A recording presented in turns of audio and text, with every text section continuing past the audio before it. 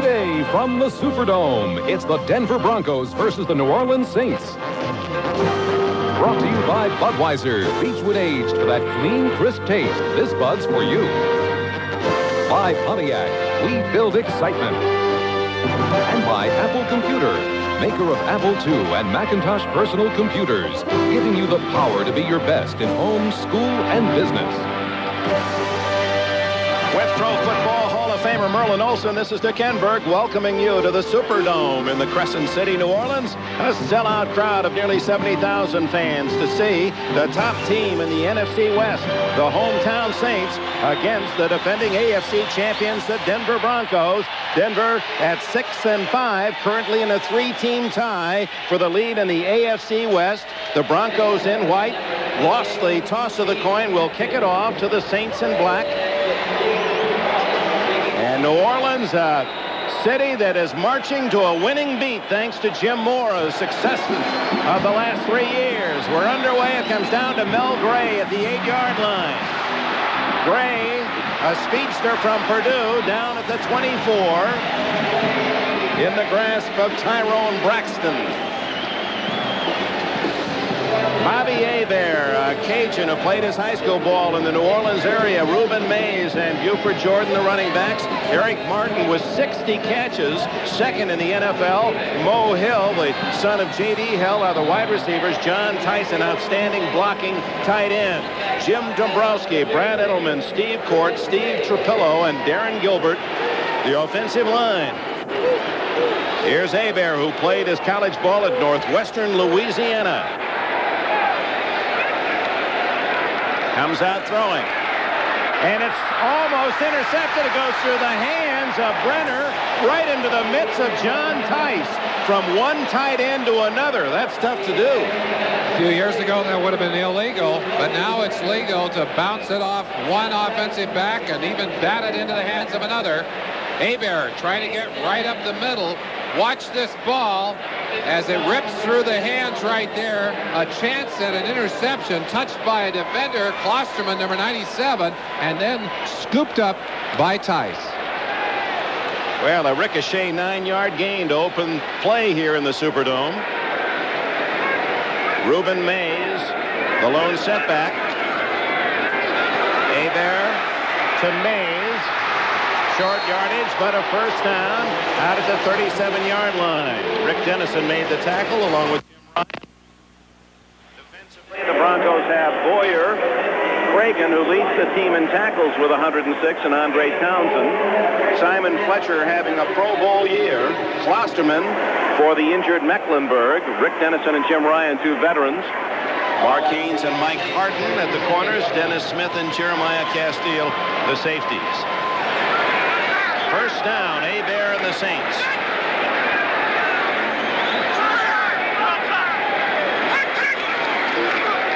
Mays. Dennis Smith playing up on the line of scrimmage. A strong safety got an early piece of him, and Jim Ryan secured the tackle. Dan Reeves, head coach of the Broncos, relieved at the fine play of the Broncos last Sunday when they beat the Cleveland Browns, led 30-0 at the half. But he didn't want anybody to get too excited. He said that's just 1 week. We need a long streak of victories here if we're going to win our division and get back to the playoffs. Second down and 7.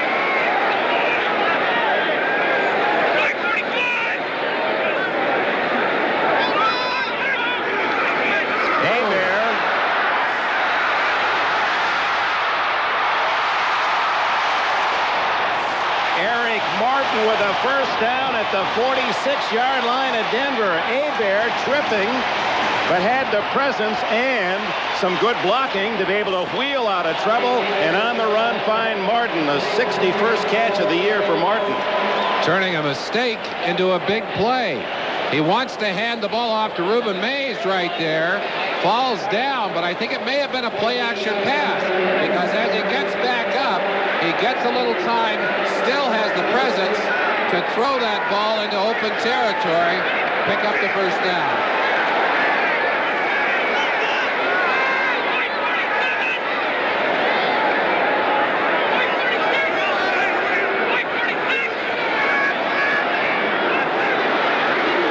Hebert to Ruben Mays. And the former Washington State star is to the 40-yard line. A gain of 6. Early in the year, Ruben Mays had a holdout problem, a contract problem that caused some ill feeling. He walked out of camp, and yet here he is coming back, getting a chance to start for the second time this season. And watching him in practice, his legs look like they're very fresh. He's one of those shock troops, Dick.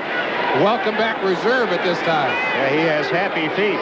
He and Dalton Hilliard have shared the running responsibilities, both with the middle 400s in yards gained.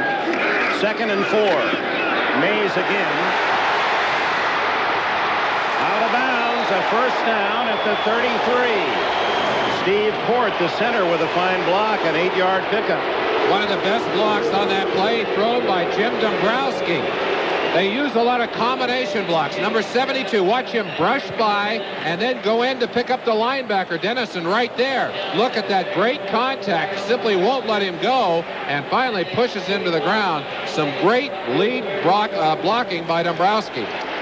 The Saints team, not spectacular, but consistent in victory and defeat all season long. 8-3. Their 3 losses by a total of only 6 points. They don't really beat up on anyone, but they stay in every game, and that's Mora's philosophy. We want to have a chance to win it in the 4th quarter. A little dump-off pass to Mays, and he's down to the 27-yard line.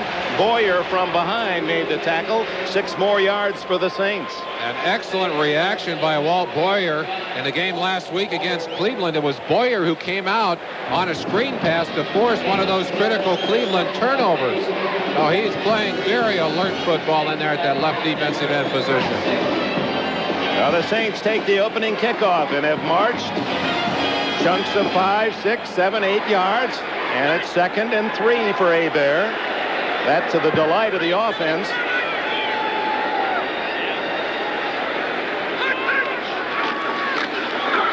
To Martin. And off his fingertips, Dennis Smith came over to cover. It'll be 3rd and 3. That's the first ball that's hit the ground for Jim Mora's quarterback. There he is, a handsome 53-year-old who was an end defensively and offensively at Occidental College in Southern California. His roommate, Jack Kemp, the congressman from the state of New York now, but the former quarterback great with the Buffalo Bills.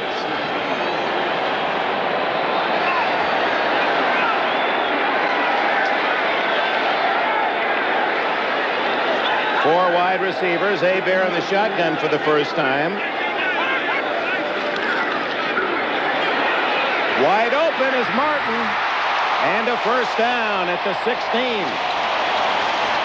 Steve Wilson made the tackle, but Martin letting his other wide receiver clear long. He cut underneath and was all alone. Most of the passes you'll see the Saints throw are timing patterns. And watch that pattern. They're working on Steve Wilson, 45, in the nickel package. But that ball thrown so quickly that there's no time to get pressure on Hebert.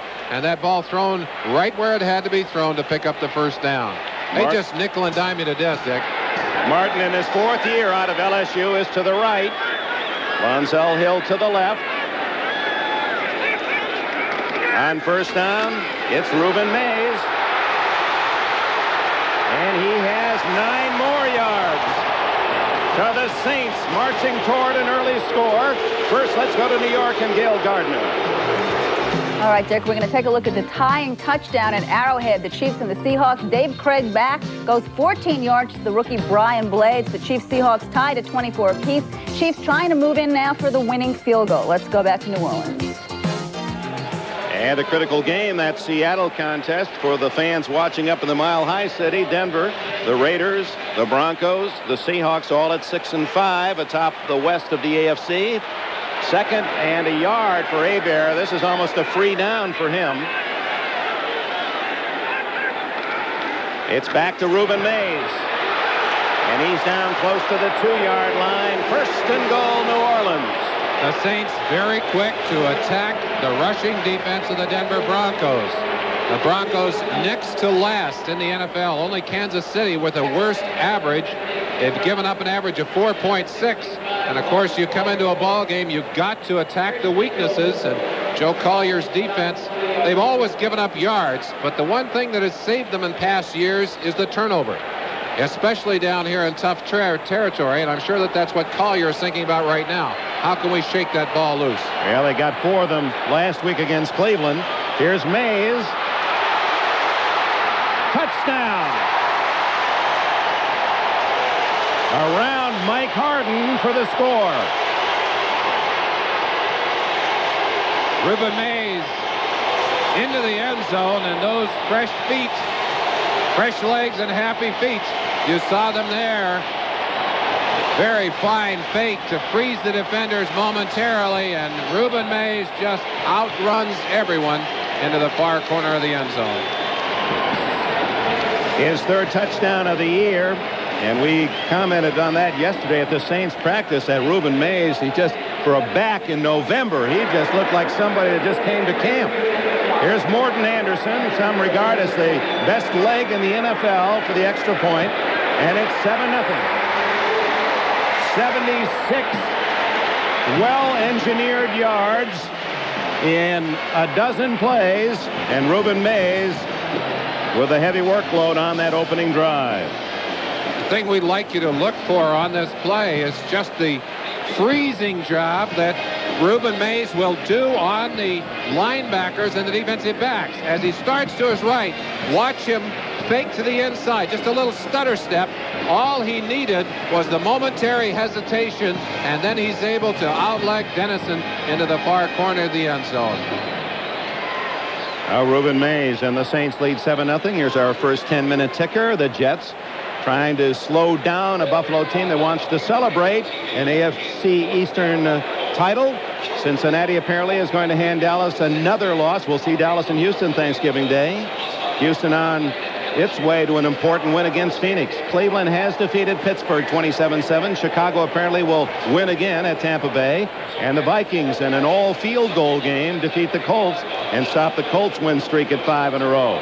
Kansas City and Seattle, as we know now, well, Kansas City's gone ahead, has just kicked a field goal in the final minute of that game, and Detroit gives Wayne Fontes victory in his first head coaching day in the NFL. Late games, the Eagles score early against the Giants at the Meadowlands. San Diego and the Rams, no score. Atlanta and the Raiders. Big game for the LA Raiders, who just quietly using their defense in the thick of the playoff picture.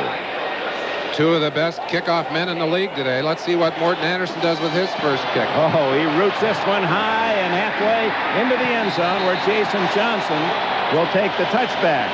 So Denver has it at the 20, and we go to New York. All right, Dick, we're going to take a look at that Nick Lowry field goal. The game is not over yet. This is Lowry from 41 yards out to give the Kansas City Chiefs the lead over the Seahawks, 27-24, his second of the game. There are just seconds remaining. Let's go back to New Orleans.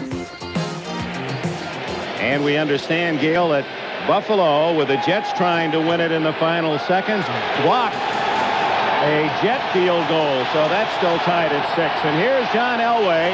Boy, this was a hot ticket in New Orleans. A lot of fans here in the South wanted to see Elway, who may have as much star quality as any NFL player. They come out with a reverse to Natil. And he gains 2 yards. It didn't fool Sam Mills, the 5'9" linebacker from Montclair State, and Dave Waymer, the veteran cornerback from Notre Dame. There's Mills. And talking with Moore yesterday, and of course Mills came out of the USFL, where he and Mike Johnson of the Cleveland Browns were Moore's 2 inside linebackers. Couldn't say enough nice things. He's not just a little guy, he's a great player, he feels. We welcome those of you who have watched the Cleveland-Pittsburgh game. The Browns' hopes of a playoff wild card at least still alive. Tony Dorsett out to the 29, short of a first down by a yard. The New Orleans Saints took the opening kickoff, marched without a hiccup down for a score, and Ruben Mays a 2-yard run. Broncos offense has Elway at quarterback. Dorsett and Winder will share the running chores. Natil, Vance Johnson. We'll also see Mark Jackson. Clarence Kay, the tight end. Juriga Keith Bishop back in the starting lineup. Despite the broken thumb, Billy Bryan at center, Keith Karts and Ken Lanier, the offensive line. It looks like Bishop is not going to be in there. Gerald Perry is in there now. Shotgun 3rd and 1 for Elway. Out of the backfield, he overshoots Gerald Wilhite. Wilhite was open, and the Broncos, unable to pick up a first down, will have to punt it away. One of the things that Elway and Dan Reeves wanted to do today is get off to a good start. Last week they got 10 first quarter points. They had been shut out the 5 previous weeks in the first quarter, Dick, and Elway not able to get things cranking here. Mike Horan, who has the best net average, nearly 40 yards a kick in the NFL. He's 3rd overall with 44.5 yards. Mill Gray deep for New Orleans. Not a deep kick. Gray comes up to get it at the 31. And out of bounds, he stepped at the 41-yard line. Horan, who has very quietly become one of the outstanding punters in the National Football League, but gets only 40 yards on that punt with a 10-yard return. That's a 30-yard net. He won't be happy with that. Had a 62-yard net on one kick last week, a 59-yard punt, and then a 3-yard loss on the return. Now the Saints, who didn't even hint at being stopped on their first drive, take over at the 41-yard line. Good position for Bobby Hebert, who sends Eric Martin to the right. Lonzo Hill to the left.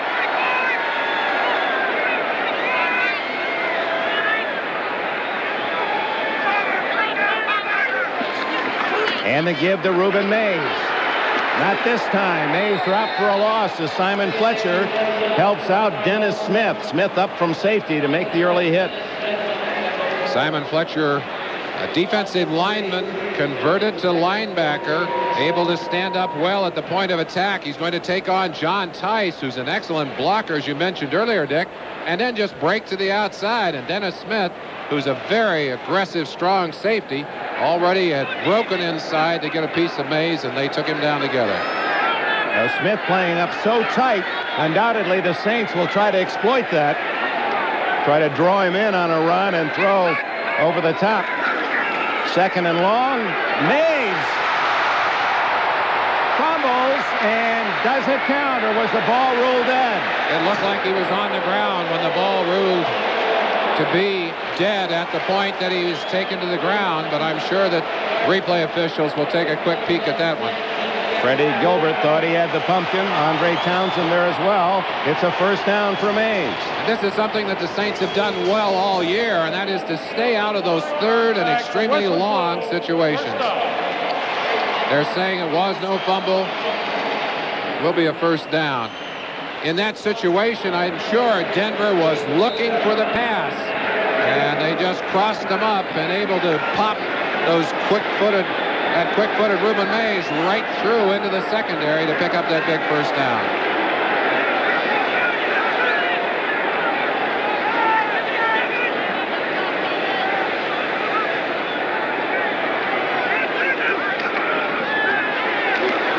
Eric Martin.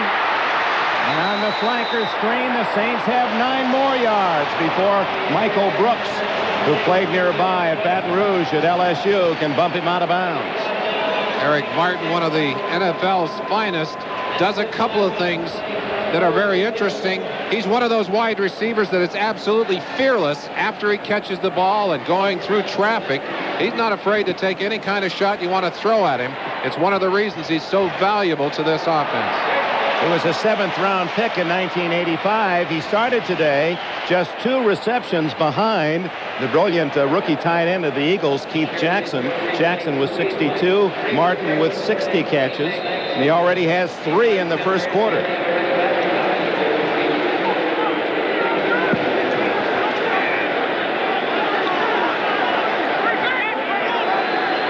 It was a first down, so 1st and 10 at the 36 of Denver.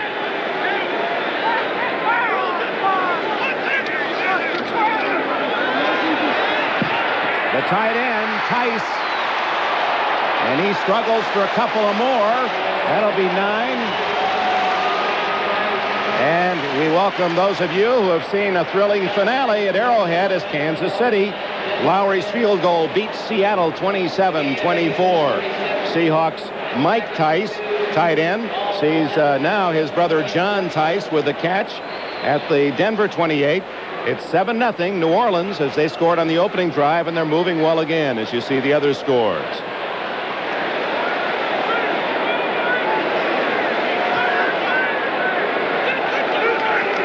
Second and 2. Mays picking his spot and is down to the 26-yard line, close to a first down.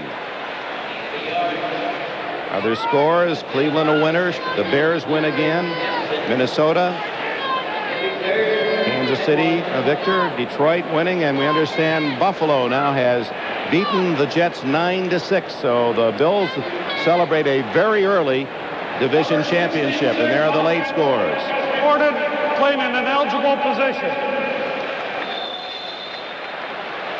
Comiskey, the extra tight end, number 66, will be in there at an offensive receiver's position on the right-hand side. On 3rd and inches. Mays, I don't think he made it.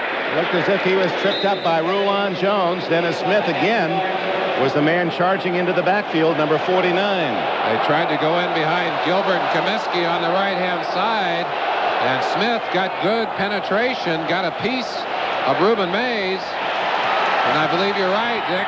They're saying no, and this might be interesting if they don't get it.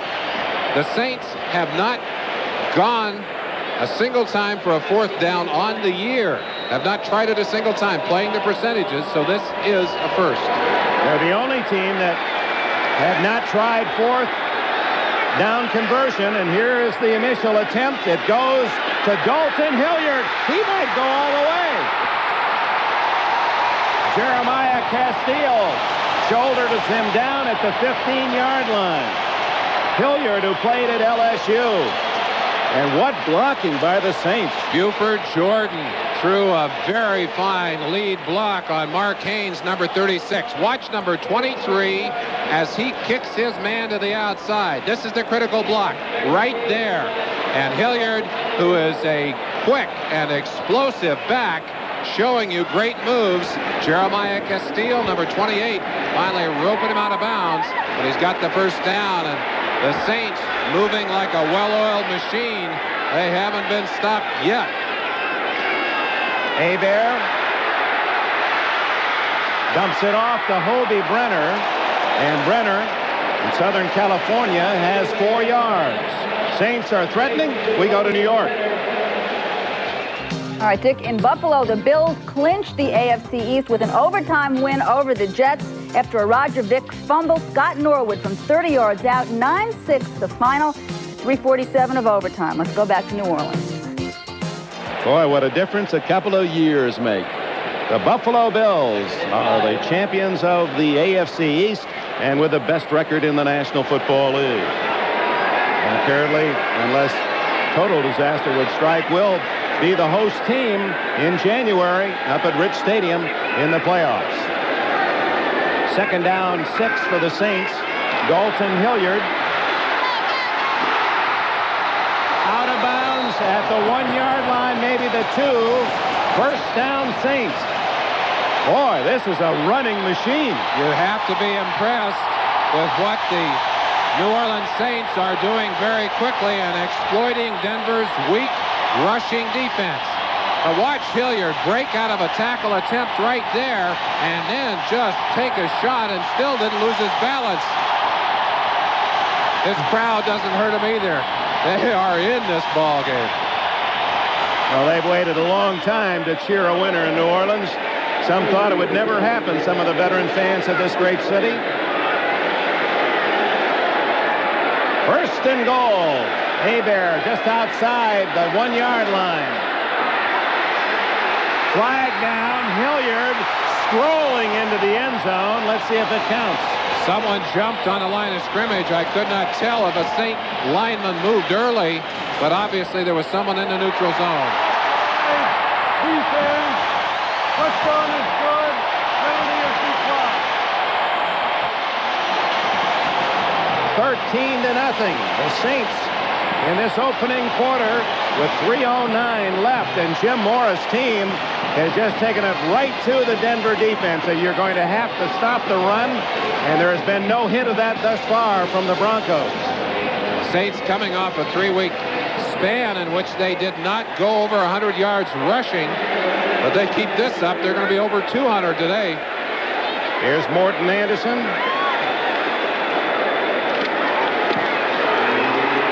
Right. When they say split the uprights, a football cliche, they had Morton Anderson in mind.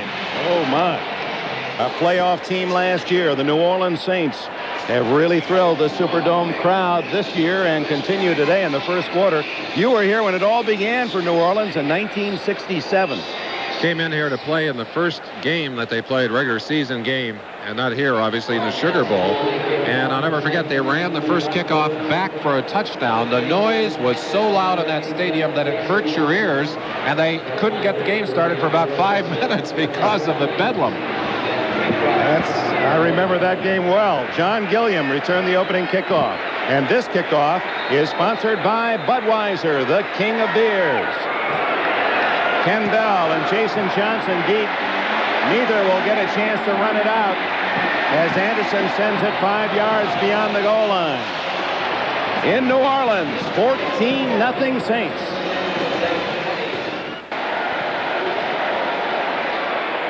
Welcome back to New Orleans, the Superdome. Dick Enberg with Merlin Olsen. We welcome those of you who have seen the Bills and the Jets as the Bills clinch the AFC East in overtime. Here, Dan Reeves' defense unable to stop New Orleans, especially on the ground. Saints have rolled off two very impressive scoring drives from the opening kickoff, and Jim Morris' team leads 14-0 with 3 minutes left in the first quarter. The Broncos had the ball for the second time, the first time unable to pick up a first down. Crowd trying to make it difficult for Elway to get his signals heard. Good protection. He goes to the tight end, Clarence Kay, who has a first down out across the 30-yard line. Sam Mills, the shortest of NFL linebackers, makes the tackle. Frank Warren. Bruce Clark moves inside with the injury to Tony Elliott. Elliott won't play today. Jim Wilkes, the other outside end. Ricky Jackson, a fine linebacker. Sam Mills. Vaughn Johnson, the leading tackler. Pat Swilling. That's an excellent core of backers. Waymer and Jakes at the corner. Gibson and Maxey, the safeties.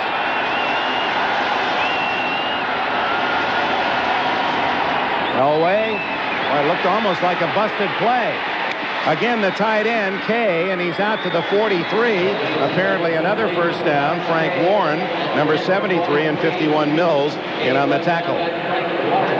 In last week's big win over Cleveland, it was Orson Mobley featured heavily. This week, the package seems to feature Kay. You see the other scores.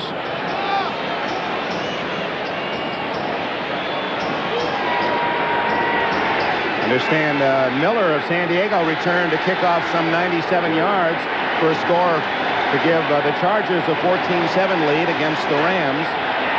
First down Broncos on back-to-back passes to Clarence Kay.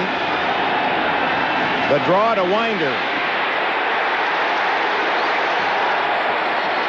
It drew four Saints tacklers to the ball. Wilkes and Swilling there first. Dick, one of the basic differences between these two offenses, Denver wants to play big play football. They're like a hitter that's swinging for the fence. And Dan Reeves has always felt that the best way to get scoring control of a game, or the way they can do it best, is to utilize the great speed they have outside and Elway's strength in throwing the football. They're not the kind of team that will do a great deal of running unless they can find a weakness. On the other hand, the Saints are the picture of patience. They certainly are.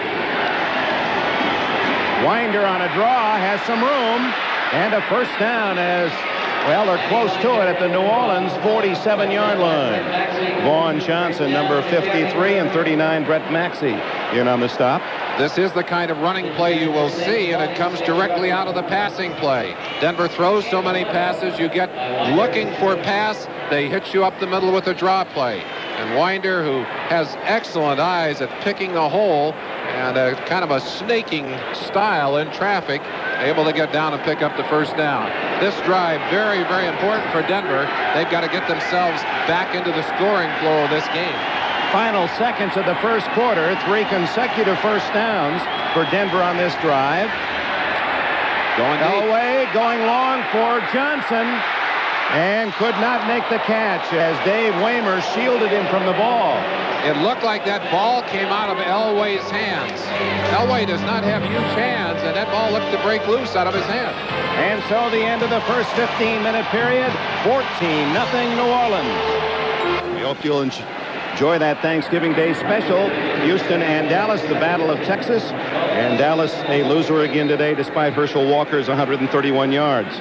Frank Warren, number 73, pressure on Elway, and Elway looked to lose that ball that came rocking out of his hand as he threw it very short. And Vance Johnson actually, with Waymer trying to cover him, had a chance on the short ball, but Waymer, good position on the inside. 2nd and 10. Broncos open the second quarter. Vance Johnson unable to pick it off over the middle. We welcome those of you who have seen the Cincinnati Bengals maintain their spot atop the AFC Central with a win at Texas Stadium over the Dallas Cowboys. This is Dick Enberg, Merlin Olsen. The first quarter statistics will show you how the Saints have dominated play early, 135 yards to 43. Using their ground game, 2 long, impressive Saints drives to touchdowns, and they lead 14-0. This is the first time Denver has moved the ball. They're in Saints territory, 3rd and 10. Elway eludes the pressure of Cook, has a man open, Ricky Nattiel, and he's caught at the 33. It'll be a first down. Nattiel wanted to lateral that ball to Vance Johnson. He was thinking about it at the end of that run. Elway, who early in the year had trouble eluding the rush, gets away from the blitz here. That's right. Breaks in on the outside. Another Stanford grad there. He and Elway out of the same alma mater. And look at that. He was thinking about tossing that football. Better hook it down and take your first down. Be happy.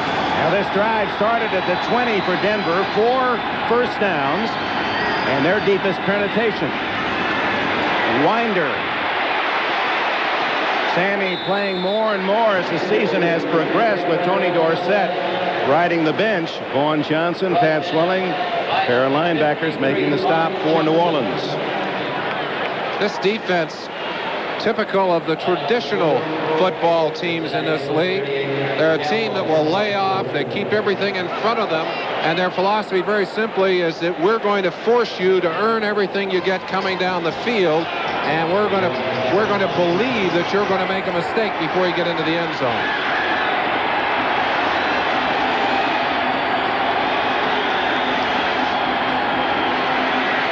Elway with that quick trigger, and Kay.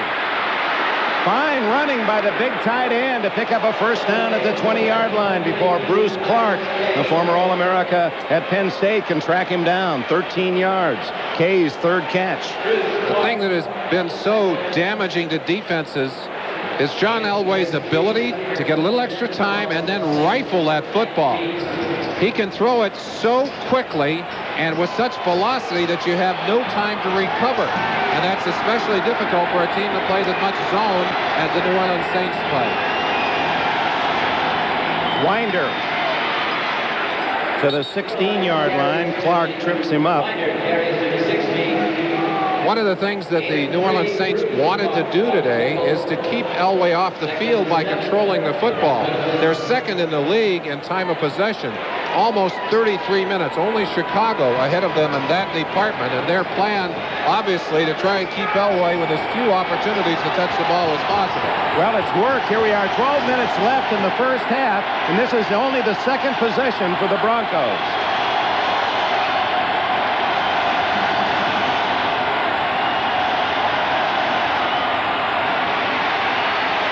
Underneath, Natil hit immediately at the 10-yard line. That won't be quite enough for a first down. Sam Mills and Pat Swilling collaborating on the stop. Let's take a look at the 5'9" Mills, who was a star in the USFL for Jim Mora. Great leverage, great instincts. This is a football player that earned the right to play in the NFL, even though not many teams cared whether he was around or not. Only 2 teams even looked at him as he came out of the USFL. Chicago, where Vince Tobin had become the defensive coordinator. Of course, he was the coordinator for Mora up in Philadelphia, and he knew what kind of a football player Mills was.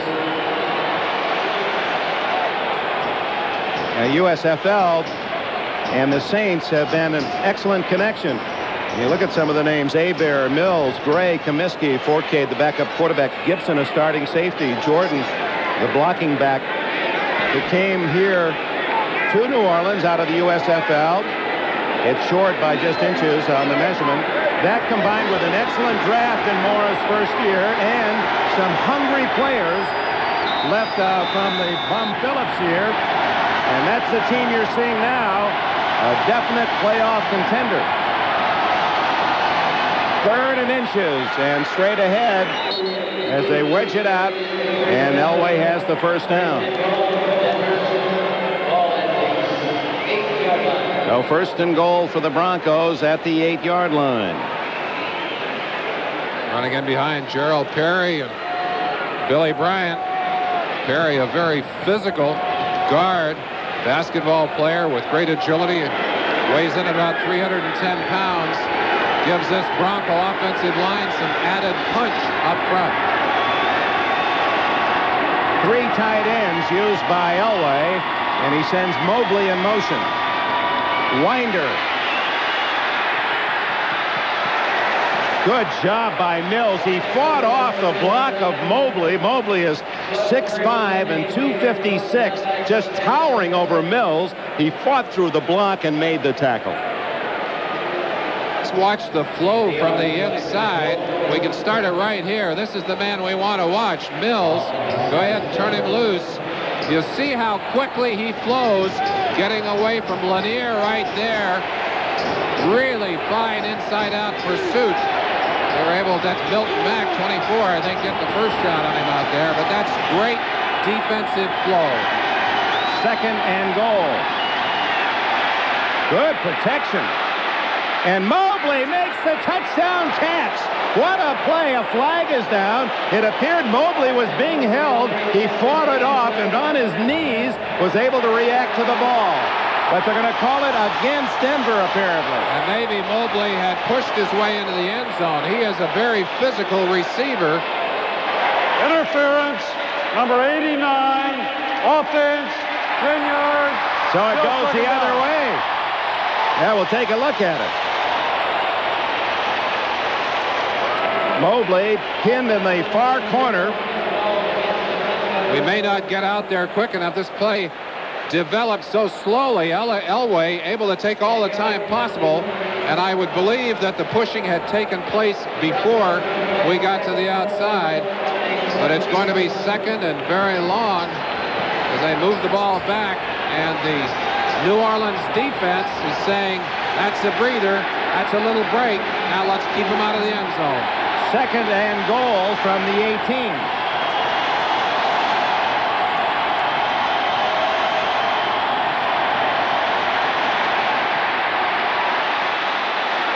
Intended for Ricky Natil. They brought the safety man, Gibson, or Maxey it was, Brett Maxey. They used that defensive ploy very successfully last week against the Los Angeles Rams in winning a critical game in Anaheim, 14-10. They brought Maxey up a number of times, stacked him inside, and he just became the 4th rusher. But the Rams, who had expected the Saints, they had not changed a great deal throughout the season. They expected the same kind of plan, did not react well to it. So 3rd and goal. Into the eyes of the Stanford star, 28-year-old John Elway. Incomplete. Johnson didn't have a time to look for the ball. He was open. Vance Johnson straight upfield in the seam, but Elway hurrying his throw, and Johnson didn't have time to look for it. This ball is perfectly thrown, and I think Vance felt that he was covered. He's not looking for the football. A critical mistake. He just turned his head back a second too late because that ball was really humming. Elway trying to throw the ball through the defense. He had some trouble early in the year by trying to do too much with his arm.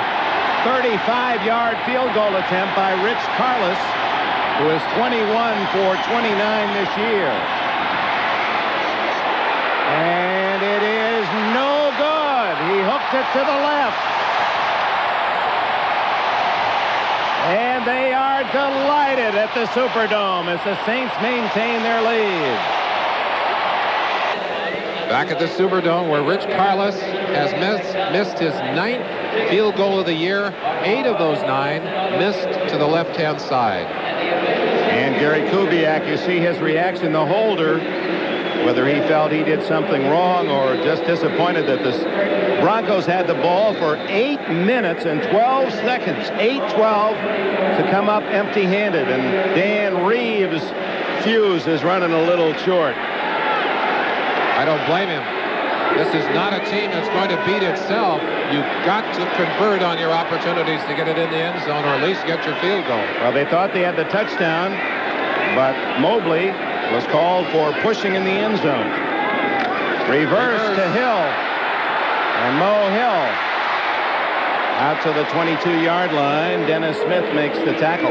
That's about as wild as this offense gets. Little reverse to Lonzell Hill. Basically, what Carl Smith, the offensive coordinator, will try to do is get the diversity into the offense with substitutions and with formations. The plays themselves are not complicated.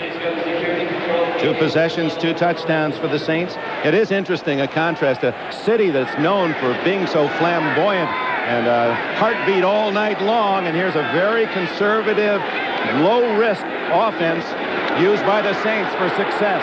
Flag down. Out to the 37-38 comes Ruben Mays.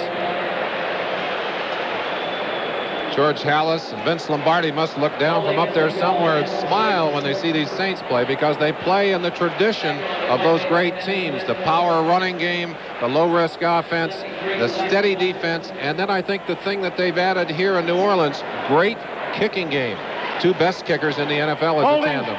Number 63, offense, 10 yards, still second down. Left guard Brad Edelman from Missouri debating his case, but 10 yards marked off against the Saints, their first mistake of the day. Edelman just back into the lineup, has been injured, maybe having a little bit of trouble getting back into the swing of things, relying too heavily on his hands. Second down and long for Hebert.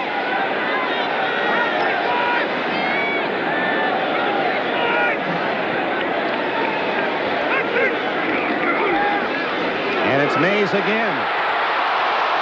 Oh, you can see the tremendous acceleration of Mays in his 3rd year out of Washington State. Grew up in Canada, migrated to Pullman, Washington, where he starred with the Cougars and made the Pro Bowl each of the last 2 years. 15 yards on that carry. Buford Jordan just going out to get a block there, but that's twice today on 2nd and 20 that they have run the play, and Mays able to pick up big yardage and get them 3rd and short. A lot easier at 3rd and short than it is at 3rd and 20, Dick. 3rd and 2, as Mays already was 61 yards in this game.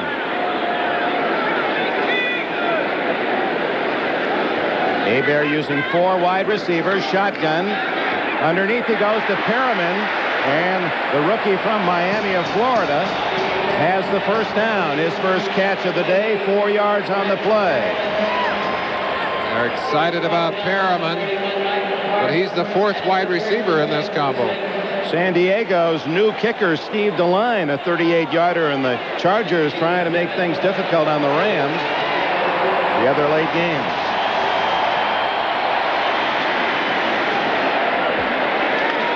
Here it's 14-0 New Orleans.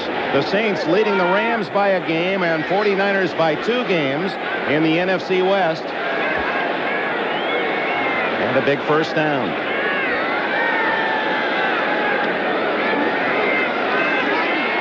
Hebert over the middle. There's Martin. Eric Martin with his 4th catch of this first half. 64 on the year for the busy wide receiver from LSU.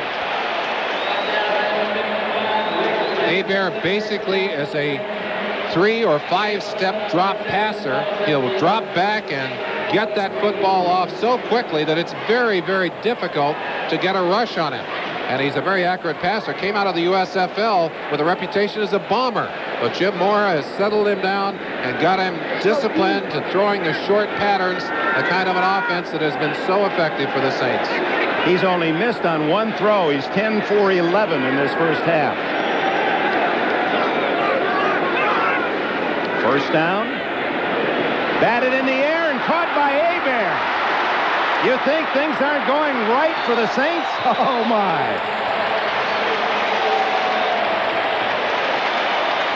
A 2-yard reception for Bobby Hebert catching his own pass. Well, I've seen quarterbacks catch their own pass, but usually get tackled in the backfield. Hebert does not like to run.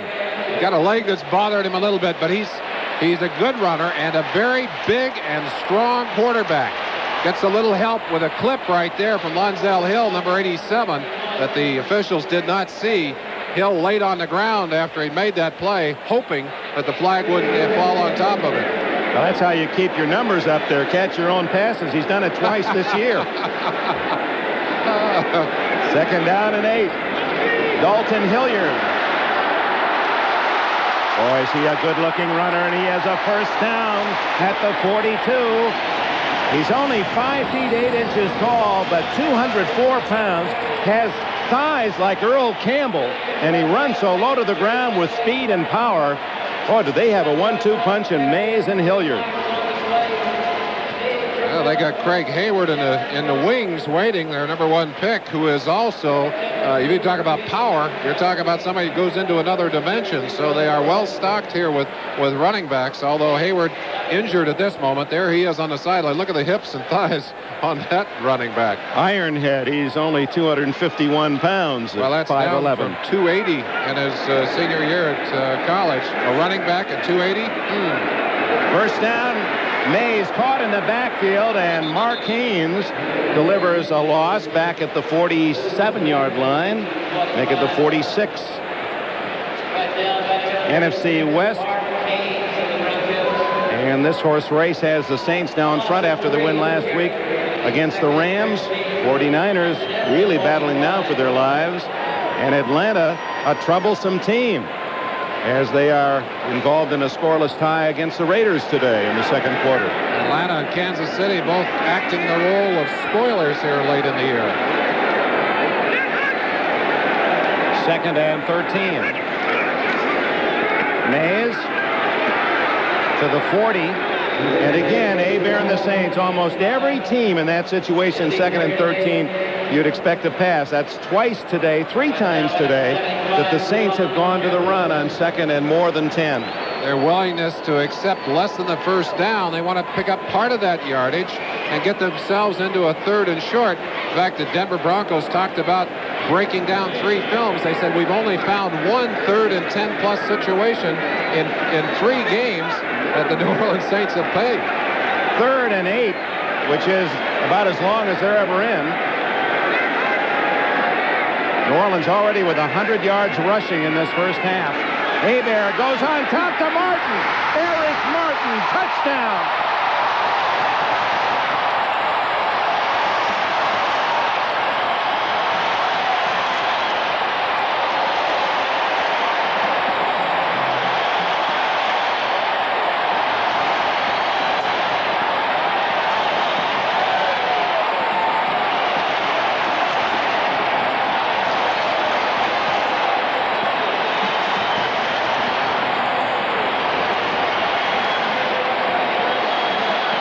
Yeah, we talked about it, Merlin. The way Hebert kept chewing at him with a run and just the little short passes, and eventually you get all 11 men up there within 5 yards of the line of scrimmage. And over the top he goes. Yeah, then you drop the bomb on him. But even that pass, quickly thrown. Morton Anderson's try for point makes it 21-0. And the Saints continue to march in. Today's game is brought to you by Mitsubishi Motors, who invite you to come see the full line of cars and trucks. Mitsubishi, suddenly the obvious choice. By Black & Decker, quality tools that go at the top of everyone's gift list. And by Raytheon Company, where quality starts with fundamentals. Well, the outstanding teams, Merlin Olsen, at about this time of the year, Thanksgiving time, really show their muscles, and the Saints at 21-0 have been very impressive. Anderson lines one down to Ken Bell at the goal line. And Bell, the former Boston College runner, with a flag down, is out to the 24-yard line. Brian Ford, a linebacker, made the tackle. He's from Washington State. Probably see an illegal block here and a very poor field position for the Broncos to start this next drive. The Saints have had the ball 3 times, have scored all 3 on drives of 76, 59, and 80 yards. Locked below the waist against Denver on the return. The total yards at this point with 4 minutes and a half left in the first half. Here's Dick Personal Jorgensen. foul. Illegal block below the waist. Number 47 receiving team. Half the distance to the goal line. First down. So they'll start from their 11-yard line. Denver has 82 yards. New Orleans 225 yards in 3 possessions. Wow. Project that one out. Dan Reeves trying to figure this one out. Back at the Superdome, John Elway and the Denver Broncos staring at a 21-0 deficit, and a New Orleans Saints team playing apparently at the peak of its game. And they'll start from the 11-yard line. And hit in the backfield is Tony Dorsett as Brett Maxey, number 39, the safety man, infiltrates. Go back to the touchdown. Notice how quickly 1, 2, 3, and that ball's in the air. Beautiful touch pass on the fade to Eric Martin, and that's the kind of pass that I'll tell you, Hebert has thrown that beautifully all year long. There it is. Just see Martin looking for it over that right shoulder. It's right there. Wilson helpless. Beautiful throw by Hebert. 40 yards and the touchdown. 2nd and 10.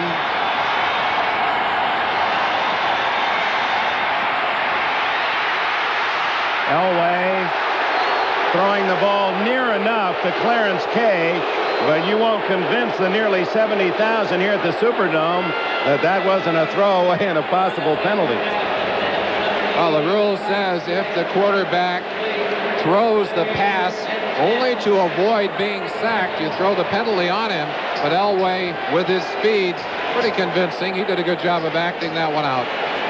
Other late games, the Eagles leading 10-7. The Rams have countered on a Bell touchdown. And the Raiders trailing Atlanta 3-0. 46-yard field goal by Davis.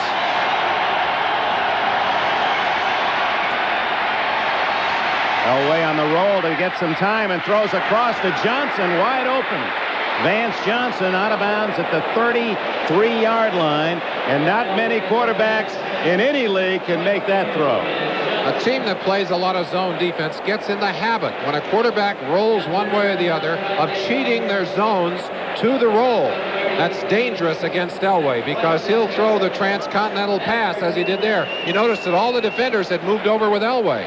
Vance Johnson breaking to the far sideline, and the strength of Elway's arm made that first down possible. Johnson having his best year in his 4th season from Arizona. He's over 50 catches on the season. A big first down as Elway and the Broncos out from deep in their own end, trailing 21-0. Little flanker screen. And yardage out to the 38-yard line is Mark Jackson. He's a tough little guy out of Purdue. He was fighting off some linebackers and picked up another 3 or 4 before Vaughn Johnson and Pat Swilling could drag him down.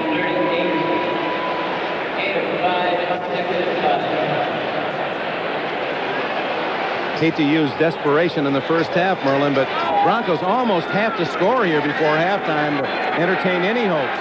You really have the feeling that the Saints, who are used to a grinded-out pace, if the Broncos can't get something going here, are just going to keep grinding and grinding.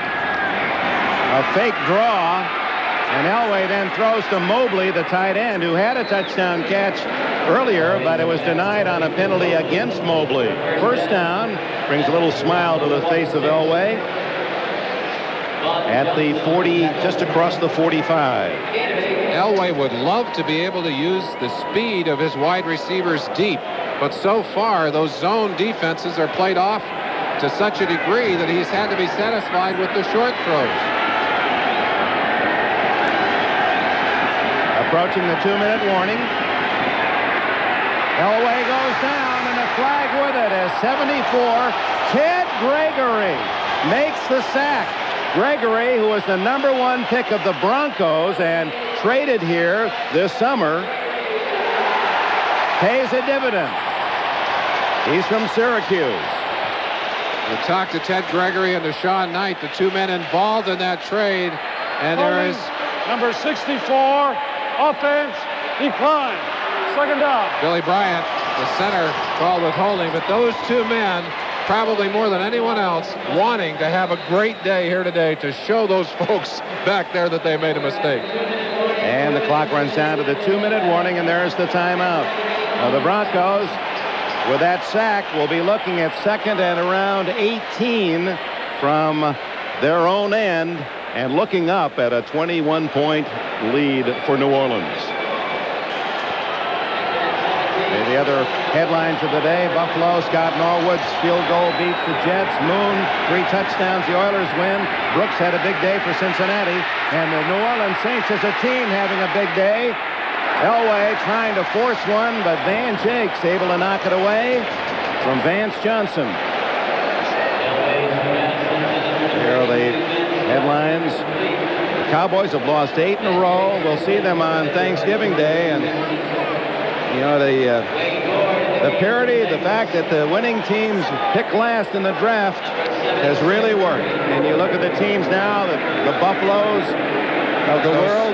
2, 3 very tough years back-to-back that brought them such quality players, and now that's paying off in the best record in the NFL.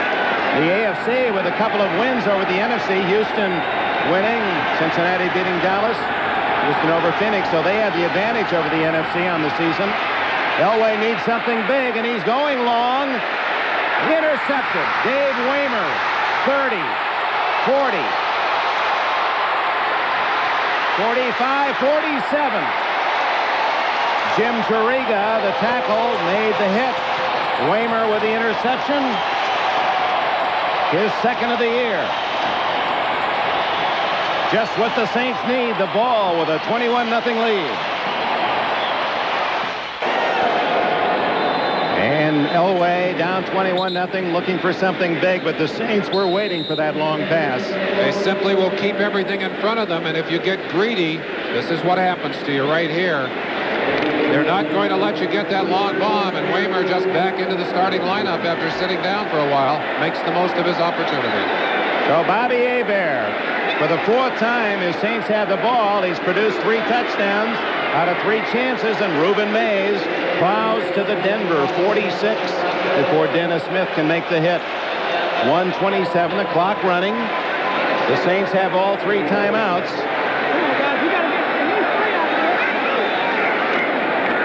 Ruben Mays again, right into the teeth of the Denver tacklers. Rulon Jones, 75, the veteran from Utah State, makes the tackle, and New Orleans calls timeout. 21-0, 71 seconds left in the half. Mobile communication is the power to hold your world together. At GTE, we can put that power at hand to take with you where it has never gone before. Into the skies, down endless highways, beyond all past limitations. At GTE, we give you the freedom of personal communication and the power of new opportunities. Because at GTE, the power is on. My brother just did something very smart. 21-0 New Orleans. And it's interesting, Jim Mora, in only his third year, if he wins today, will be the winningest coach in Saints history. 21 years gives you an idea how glum and bleak things were earlier. I really liked sitting down and talking to him, and yesterday the things that jumped out at you, a couple of them, he said we had to believe in ourselves, and that was my first task, to get this team to believe in itself. And also, he believes that consistency is the key. Well, you don't get much more consistent than his Saints have been so far in this ball game and so far during this season. They really have maintained it well. The biggest margin of victory for the Saints this year was 20-6 against the Raiders. And you hear Mora, you'd have thought he'd lost the game. He said it was a lot closer than that. But they're up 21-0 in the first half today, and Hebert looking for more. Flag goes down as a fine throw as he zipped that one in to Mark Pattison. That's the first time we've seen Hebert on the ground and really pressured all day long. They're going to call offensive interference on the Saints.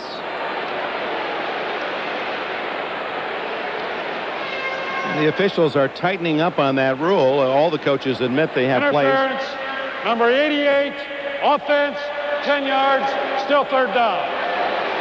But it may not be a pick so much as Pattison just pushing off. There he is on the top of your screen. Working on Jeremiah Castile, number 28, and Jeremiah is entitled to his position. You see Pattison just pushing and driving him off and then shielding him with his body. The last part of that, not a foul, but you can't push that man down the field. He's entitled to the position that he has. So with 1:06 left, the Saints have it third down and 13 inside their 45. They've run in this situation all day long. Let's see if they go to the draw here.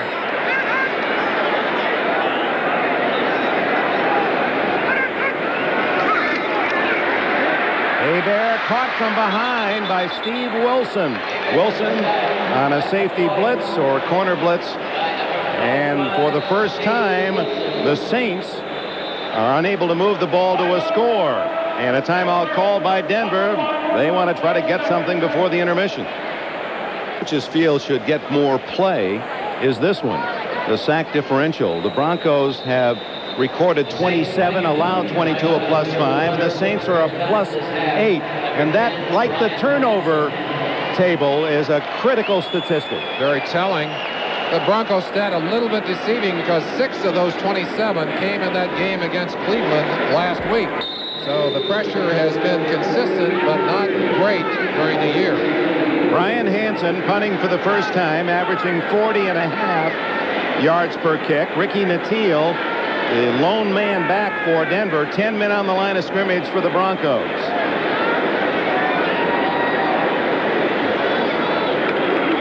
And they're going after him, but he wheels it out of there. Nattiel at the 24. Good coverage. And Troy Cook able to get a hand on the jersey and ride him out at about the 33-yard line. 36-yard punt, 11-yard return. And the Broncos have 53 seconds and 2 timeouts to try to get on the board. You could have asked Jim Mora yesterday to write the perfect script for the first half. He would have written it as it has been played. Well, it started with the opening possession as Mora Saints just took it right at Denver's defense. Went down the field 76 yards in 12 plays, and Mays scored. Elway spun around, still fighting for his life. Throws to whom? There are a lot of offensive linemen there, but no eligible receiver was very close to that ball. Steve Sewell, the closest, was coming back to try and help Elway. But watch Elway use his strength to spin away right there. Linebacker coming from the outside. Swilling. Pat Swilling. You'll see, right, the closest man, left-hand corner of your screen, coming back up was Steve Sewell, number 30, but Elway just threw that one away. Elway, who is in the minus pool, 11 touchdowns, 14 interceptions, a -3 this year. Through the hands of Nattiel wouldn't have gotten him much anyway. Troy Cook was there, extra defensive back. So that was a former Stanford baseball star, Elway, throwing, and Troy Cook, a former baseball star at Stanford, defending. Cook was the cleanup hitter on Stanford's NCAA championship team. There he is. Elway played his first collegiate football here in this stadium back in '79 as a freshman. He came in for Turk Schonert in a game against Tulane, and they were just getting shelled. He got a quarter and a half. I said, "How did you do?" He said, "I got beat up about as badly as the team did." And it hasn't been much kinder today. Elway finally finds a man open. And into the 48-yard line of New Orleans goes Mark Jackson. And again, Jackson, a little man at 5'9", 177, running through tacklers to pick up extra yardage. 30 seconds left in the half. And for Denver, one timeout remains. Steve Sidwell's defense forcing John Elway to be patient to pick, and that's not easy for him when he looks up at that scoreboard. He wants to get it down the field, feeling the urgency of that. There's Sidwell with the headset on, the sweater on, talking to linebackers on the far side. Lon Johnson, number 53. Sam Mills, number 51. He'll relay signals through both of those linebackers out onto the field. Vernon, we should point out that the Saints are using Dwayne Board. They acquired him a couple of days ago on the waiver wire from the 49ers. It shocked San Francisco. They thought they could slip Board through and no one would claim him, but the Saints have taken Board. Number 76 was an outstanding pass rusher.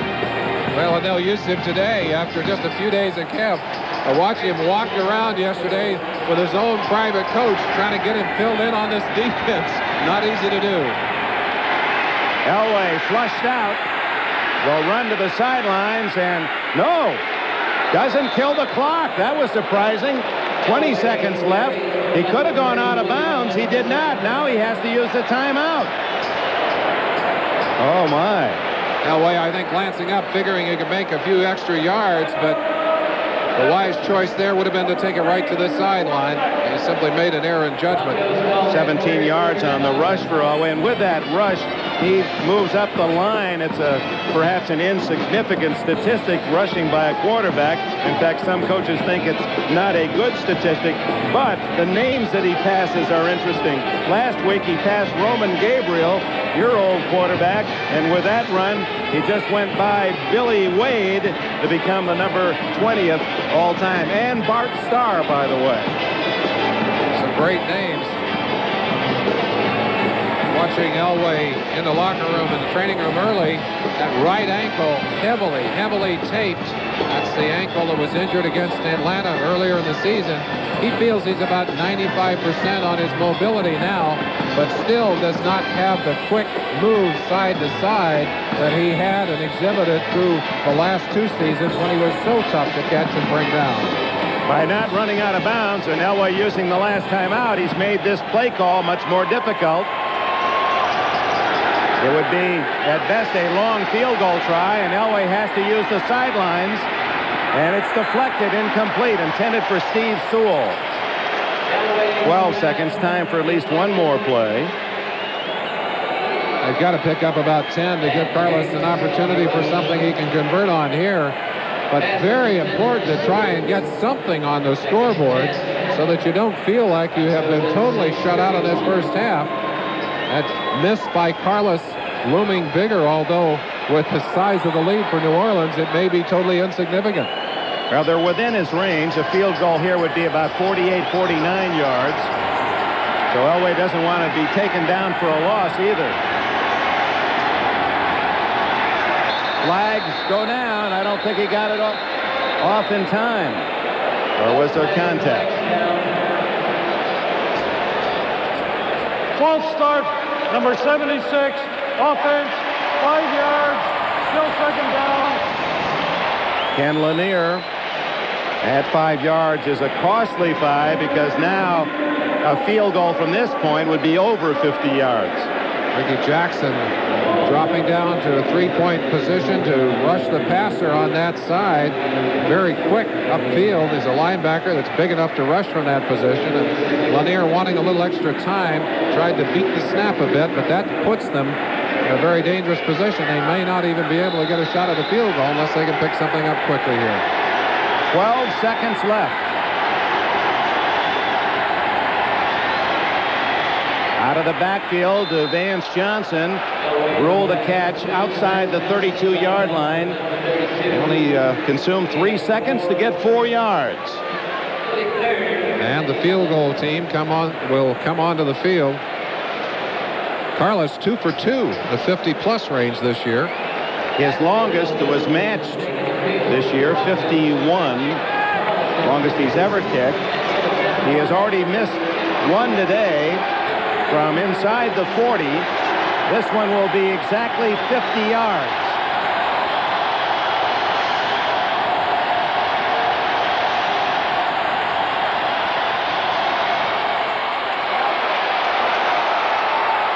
Wide to the right. He hooked to the left and was compensating for the hook. This one went dead straight and wide. Now 3 seconds left, and the Saints have a final play to end the half.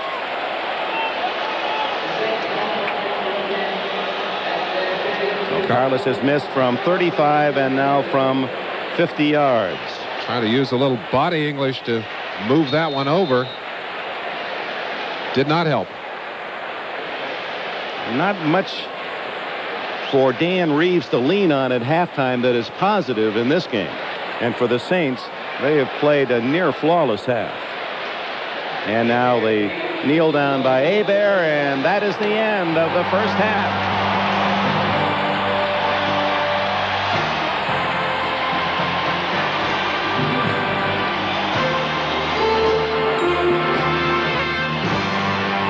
First place, New Orleans, leading Denver, tied for first, 21-0. NFL Live halftime. In a moment, first these words from your local station. Say, hey, why not us? Why not the New Orleans Saints? And to survive a division that has the Rams and 49ers is certainly a test of that mettle. Of course, last year all those hopes were dashed here in the Superdome when the Vikings blistered them in the first round of the playoffs. And this kickoff is sponsored by Budweiser, the king of beers. The second half kickoff as the Saints will send it toward Denver, leading 21-0. Morton Anderson, Ken Bell, and Jason Johnson at the other end. It'll be Johnson picking up a tricky spinner, and he doesn't make it to the 20-yard line, down at the 18. The closest the Broncos could come in the first half, a couple of missed field goals by Carlos from 35 and from 50 yards, while the Saints scored touchdowns on their first 3 possessions, 3 long, impressive drives, grinding it out and then picking the spots for the pass, including the third touchdown, a 40-yard pass from Hebert to Eric Martin. John Elway starts with Sammy Winder in the backfield and Tony Dorsett. First down plays. Boy, the Saints love that, getting 5 on an average. Elway to Natil. And the little flanker screen gets about 7 before Swilling and Maxey can make the tackle. Well, the Broncos have been a schizophrenic team throughout the course of this year, and haunted perhaps by their problems in the last 2 Super Bowls. Those 2 terrible losses, Pittsburgh, that was without Elway. He was injured, and then Indianapolis storming over them. Then they came back, allowed only 11 to Kansas City and 7 last week to Cleveland. That gave fans in Denver some high hopes that they were back on track. Now, the first half doesn't indicate that, and we'll see just what they're made of here in the second 30 minutes. Dick, New Orleans ripping off the mask to expose the weakness that was so glaring in the last 2 Super Bowls, the inability of the Broncos to stop the running game.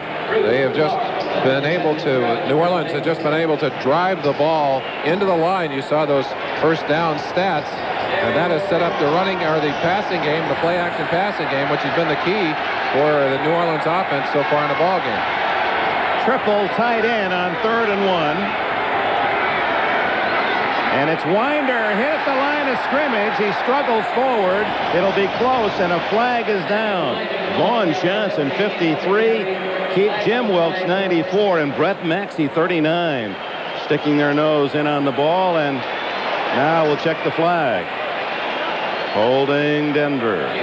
So even if he did make it, a 10-yard penalty faces the Broncos. They may measure first before the Saints decide on the penalty.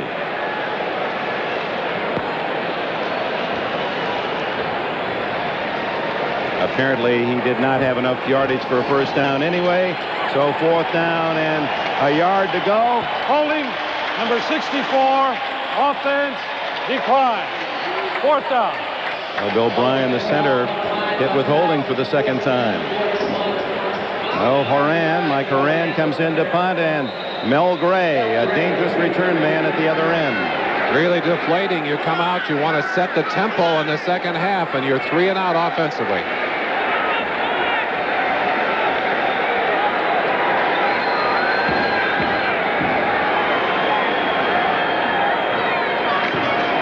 Return is on.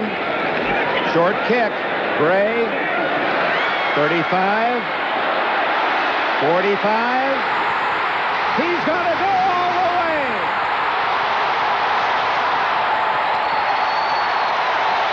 65 yards. Mel Gray, touchdown, New Orleans.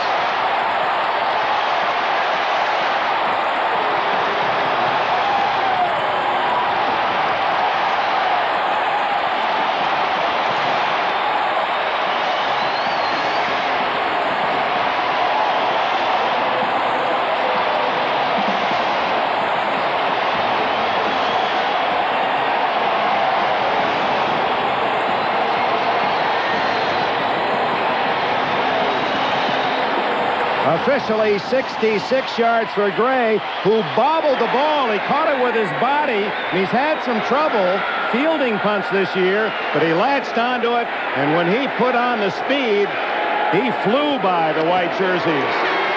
Anderson adds the extra point, and New Orleans celebrates a 28-0 lead. Return a punt for a touchdown, 66 yards. Ken Bell gets to the 20, and that's all. Let's go back to a floor-level look at Mel Gray. Ball bobbled slightly, allowing the defenders to get in close. Watch the missed tackles. Dennison, 1. Stool with a chance to get after him. Horan right there with a chance to get a piece of him. But Gray, with great speed and elusiveness in the open field, hits the home run for New Orleans with the big play on special teams. You saw again Gray as he received the ball. He didn't catch it very cleanly. The boy once in possession. That was 6 points. 28-0. Dorsett drops the pass. Well, it's 28-0 here. Let's check the other late games. Eagles and Giants tied early in the second half. San Diego making it tough on the Rams, still in the lead, as they have been throughout. And Atlanta 3-0 against the Raiders. The Raiders have been playing field goal games the whole month of November. And today we had 2 games where nothing but field goals were kicked. Minnesota got 4 to Indianapolis's 1, and Buffalo got 3 to the Jets' 2.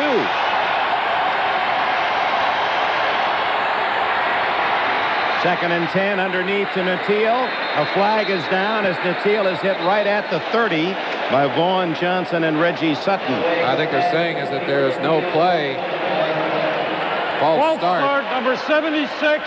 Offense before the start. Smith. 5 yards, still second down. You know, it almost hurts, Merlin, to see a good team, a Super Bowl team, be beaten up this way. And it's the 3rd time this year that Dan Reeves has had to swallow, as his club has really been thoroughly thrashed. You look at what they have done on their possessions today, and it's certainly the kind of thing that is going to be very hard for them to stomach. And I'm sure Reeves having visions of what happened to them on a Monday night in Indianapolis when they were thoroughly embarrassed. Elway out of the shotgun. to Sewell, the all-purpose back, and Vaughn Johnson, 53, from North Carolina State. The leading tackler gets another. He's one of that Johnson company that seems to dominate the NFL. Johnson after Johnson. If you don't block Vaughn Johnson, he's going to be there to get a piece of the tackle. Watch him flow to the sideline, and Sewell, who has excellent speed, just doesn't even get a chance to use it.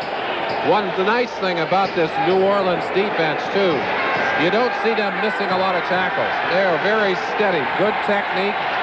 Basically what they say to you, we're not going to give you anything. You're going to have to earn it, and you're going to have to earn it the hard way.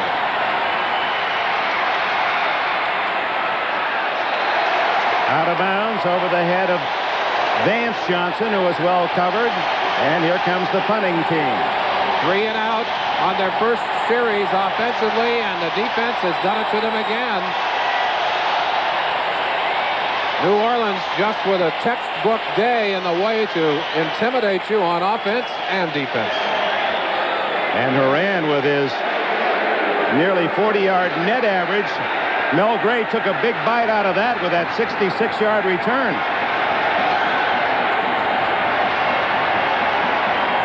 Gray back at the 40-yard line.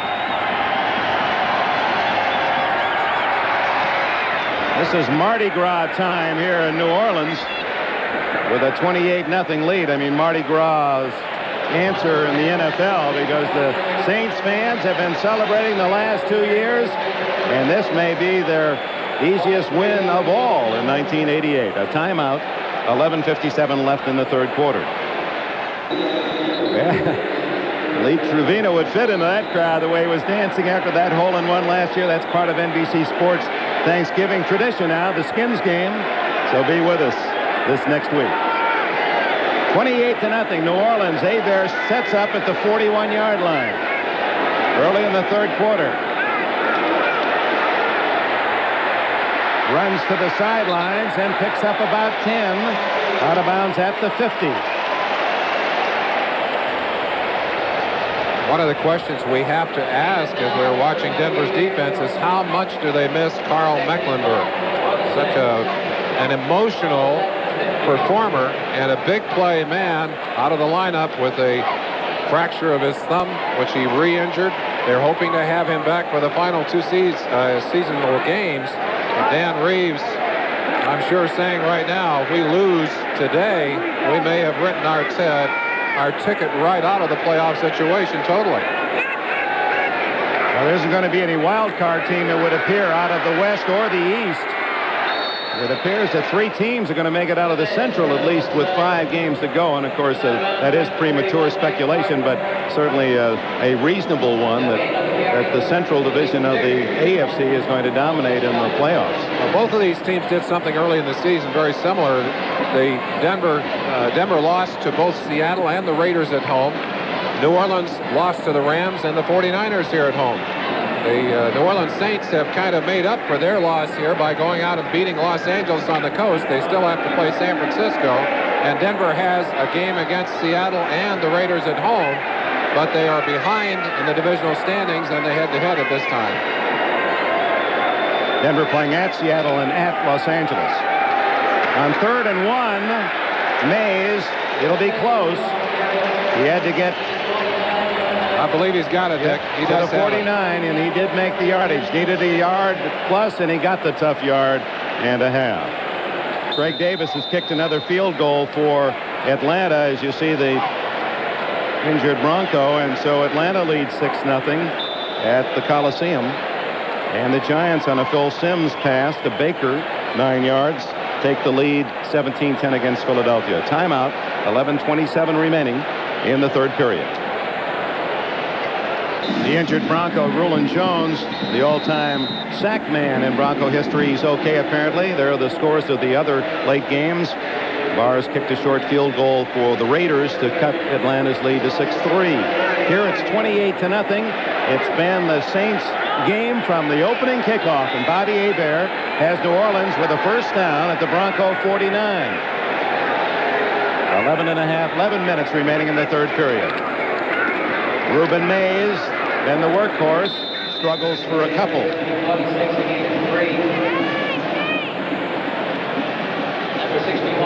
Carl Smith, the offensive coordinator for this team, and I'll tell you, he's done a great job working with the tools he has and in helping Bobby Hebert to become such a consistent quarterback. And I think the thing that Hebert has done so well this year is not to make the big mistakes. He has become the epitome of consistency at that position. 16 touchdowns, only 9 interceptions for Hebert. On 2nd and 7, just lobs the ball to Hilliard, and he's stacked up at the 37. It'll be a first down, New Orleans. Dennis Smith. Boy, that was a locomotive stopping tackle for Smith. Such a good job of mixing pass and run on the day. Just coming in with a little swing pattern back inside, little circle pattern to the back, enough to pick up the first down. We mentioned it talking to Joe Collier about this Saints defense. The plays they run are not that complicated, but they're constantly throwing different formations at you and different sets of personnel, and there's no rhyme or reason. There's Tice moving over, changing the strength of the formation right to left. 2 tight ends there lined up shoulder to shoulder, Tice and Brenner, and then Martin in motion, and then they throw underneath to the rookie Perriman and get short yardage, as Perriman, one of the 3 outstanding wide receivers drafted off that Miami Hurricane team of last year. Michael Irvin by the Cowboys and Brian Blades for Seattle. A reminder, our viewers will be selecting the Budweiser Most Valuable Player. We'll announce that near the conclusion of today's game.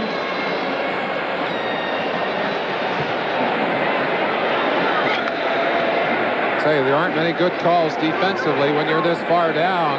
The offense can do anything they want to do. 2nd and 5.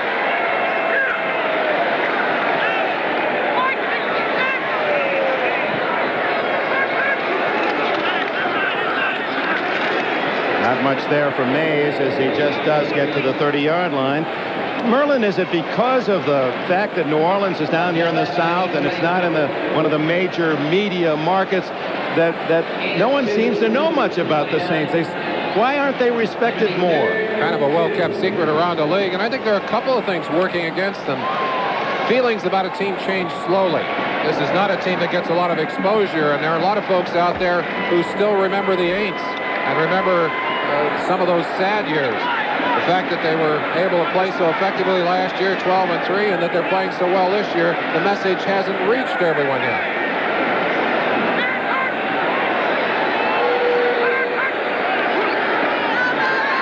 Hebert had to hurry his throw to Perriman and wasn't able to find his wide receiver, but incomplete, but certainly thrown to the... And he's not happy with that at all, this feisty Cajun, who is part of the spirit of this team. And that's kind of nice for the Saints, that when it did turn for them finally, and it became positive, that they've got one of their own leading the way in Hebert. When they say who dat down here, they say who dat Hebert. They know who he is. That's right. Here's the man with a gun, a cannon leg, Morton Anderson, the best percentage field goal kicker in the league, trying a 47-yard. No, it's a fake. And Wilson, the quarterback, has a first down at the 19-yard line. No, it's Brian Hansen. Hansen, the punter, and Holder on the fake field goal, and Mora will get the attention of Reeves on that play. I think what he's doing is sending a message to some of the teams he'll play later on. We do have a few tricks in our bag, and we're not afraid to use them. Good place to do that, to send the message, you better be ready for the fake field goal, because we're not afraid to run it. They don't lose anything in this situation, and obviously they pick up the first down. Well, first down at the 19. Leading 28-0 midway through the third quarter, and the Saints looking for more. Dalton Hilliard. Twisted down after a 9-yard gain. Darren Gilbert, 77, leading the way. Mike Harden made the tackle. Well, Dan Reeves and the Broncos, you may have to You may have to lock them up and force them to go into the Kingdome in Seattle. They don't like playing indoors. They've lost 4 in a row. And remember, the last one was in Indianapolis when the Colts scored 55 points. Here they are in New Orleans underneath the roof and down 28-0 in the third. Well, that streak actually goes back to last year, and I think the number on artificial turf is like 10 losses in a row. So Reeves frustrated by a dome and an artificial turf here today. 2nd down and 2. Hilliard again. Oh, he runs low to the ground.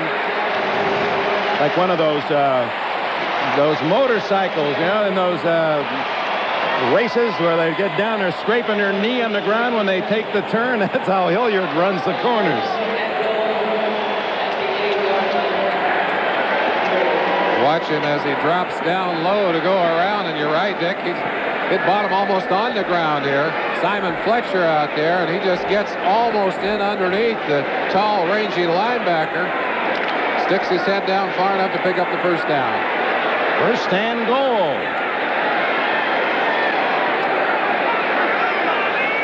Buford Jordan now the blocking back with Mays the tailback. And Andre Townsend comes across to bring him down after a yard gain. Dick, we talked a few moments ago about why New Orleans has not gotten more recognition for the kind of football they played through last year and through this year. And we talked about the fact that they don't get much exposure and people remember them as they were. A couple of other things that work against them. They are not a flashy team. They don't try and knock you down with tricks, and they don't throw the ball that much. They just come at you and beat you with consistency. I think the other thing people remember, that 44-10 loss to Minnesota. There's some folks who are going to hold that over their heads for a while as well. 2nd and goal. Great touchdown, John Tice. The big tight end from Maryland juggles and squeezes 6 more.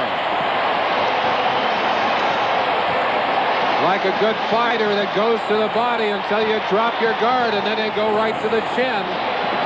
They hammer with their running game until they pull everyone up, and then they go over the top.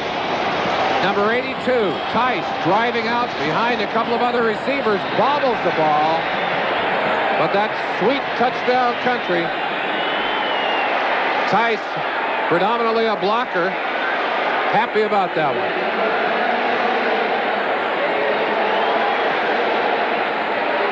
There's something like 22 brother combinations in the NFL active in 1988. Of course, Tice one of those, along with his brother Mike, a tight end at Seattle. 34-0 as Anderson waits for the injured Bronco to leave the field. I think it's Dennis Smith who is going off under his own power. It is Smith. Well, another impressive time-consuming drive by the Saints, 59 yards and 13 plays. With a fake field goal, extending that drive and setting up the touchdown, 8 yards. Hebert to Tice, number 1 in the Wild West. How about that? And the Saints have done it with their share of injuries as well, including that big tackle, Stan Brock. Their best offensive lineman, ordinarily in their right tackle, and when he was in the playing lineup, this offensive line here in New Orleans, the match for any in the NFL. And one of the keys to their early success, he expects to be back by the end of the season and ready for the playoffs, and they're not doubting it here in New Orleans. Anderson, after skidding a couple, sends this one almost out of the end zone. Jason Johnson will take the touchback at the 20.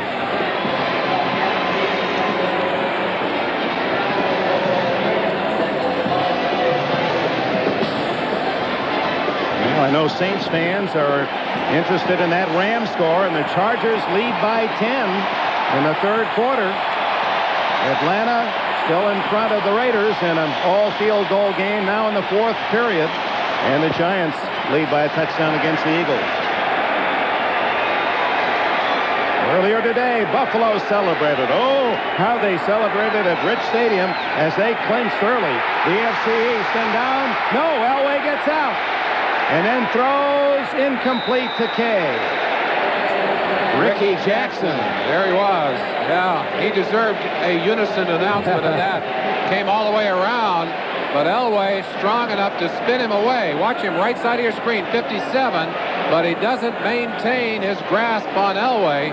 Elway still could not find anyone home as that play goes harmlessly out of bounds. And it has been a long afternoon for John Elway. With that many points on the board, defensively, you can begin to take all kinds of risks. But this is still a very basic offense. They're not going to give Elway any chance to go downtown. Now look at the deep men are 15 yards off the ball. So Elway goes underneath the Wilhite, who moves to the 27-yard line where it'll be 3rd down and 3. Vaughn Johnson, Van Jakes made the tackle. We talked about Vaughn Johnson, 53, one of the many former stars out of the USFL that have strengthened this Saints team, and the fact that he's part of that Johnson combination. There's the two Johnsons with Cleveland, Mike and Eddie. Pepper Johnson with the Giants, Troy Johnson with the Bears, M.L. Johnson with Seattle, all linebackers in the NFL.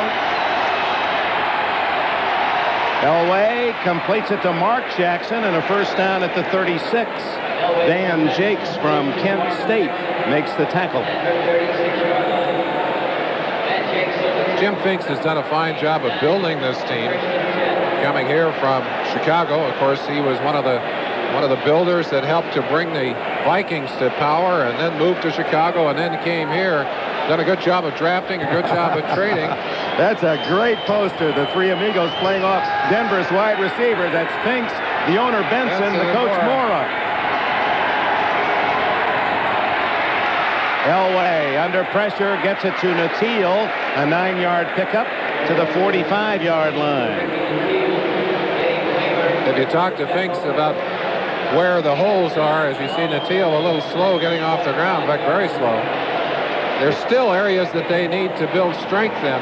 One of them defensively is they need to be able to pressure the quarterback more aggressively. They've only had 22 sacks. They only had 22 coming into today. They've got 1 here today, so a total of 23. The acquisition of Dwayne Board should help that situation, 4 to 5 pass rusher. But that's one area they'd like to improve, and also the speed of their defensive secondary. They do have excellent linebackers, but those two areas need improvement. You look at Board, the ex-49er. Natil apparently twisting an ankle. Dennis Smith went off with a twisted knee, but they say it's not serious. He should return. But we talked about the Chargers out at the Raiders. Merlin, they had a kickoff return for a touchdown, San Diego. Listen to this one, as much as we get the report. Sammy Shields, well, apparently Charles White with a score 17-14, San Diego. White fumbled. Browner picked it up, went 25 yards, lateral to Sammy Shields. He went 50 yards for a touchdown to make it 24-14. Sammy Shields. Ricky Jackson, the tackle. It's a first down for Denver out near the 47-yard line. An ex-Raider getting a chance to do something for the Chargers. The Superdome, when it's jammed right to the aisles, will seat about 70,000. There's 68,075 here today. And this has been a feast for the Saints fans who can never get enough after those many, many years of suffering. It's short of Mark Jackson at the 40-yard line. Van Jakes on the coverage.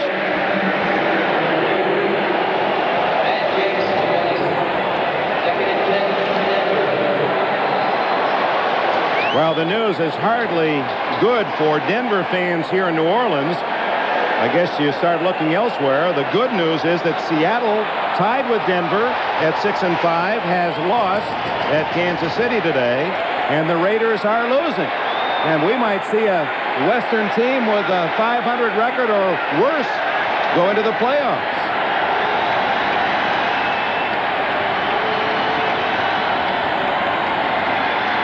Elway, the quickie to Mobley, and the tight end fumbles.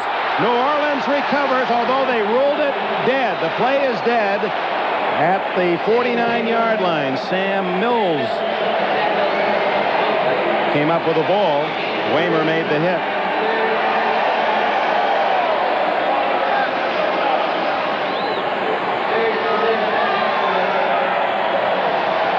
Chance for you to watch the play at home as Mobley tries to jump over the top, and I'm not sure he was on the ground before that ball popped loose.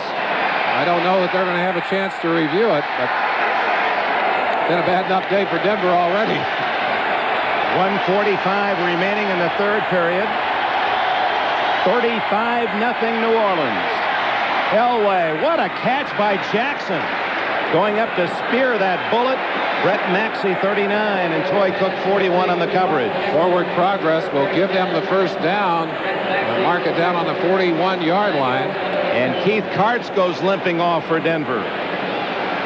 This happens inevitably in a losing contest. And it's amazing, Dick. You look at teams, and when they really get behind, injuries seem to mount. I don't know whether it's because people try to do too much, whether they kind of lose their innate ability to protect themselves or what, but it happens. Last minute of the third quarter. Elway on first down. Finally finds Vance Johnson. He's knocked out of bounds at the 34-yard line. Well, what's the other news, Gail?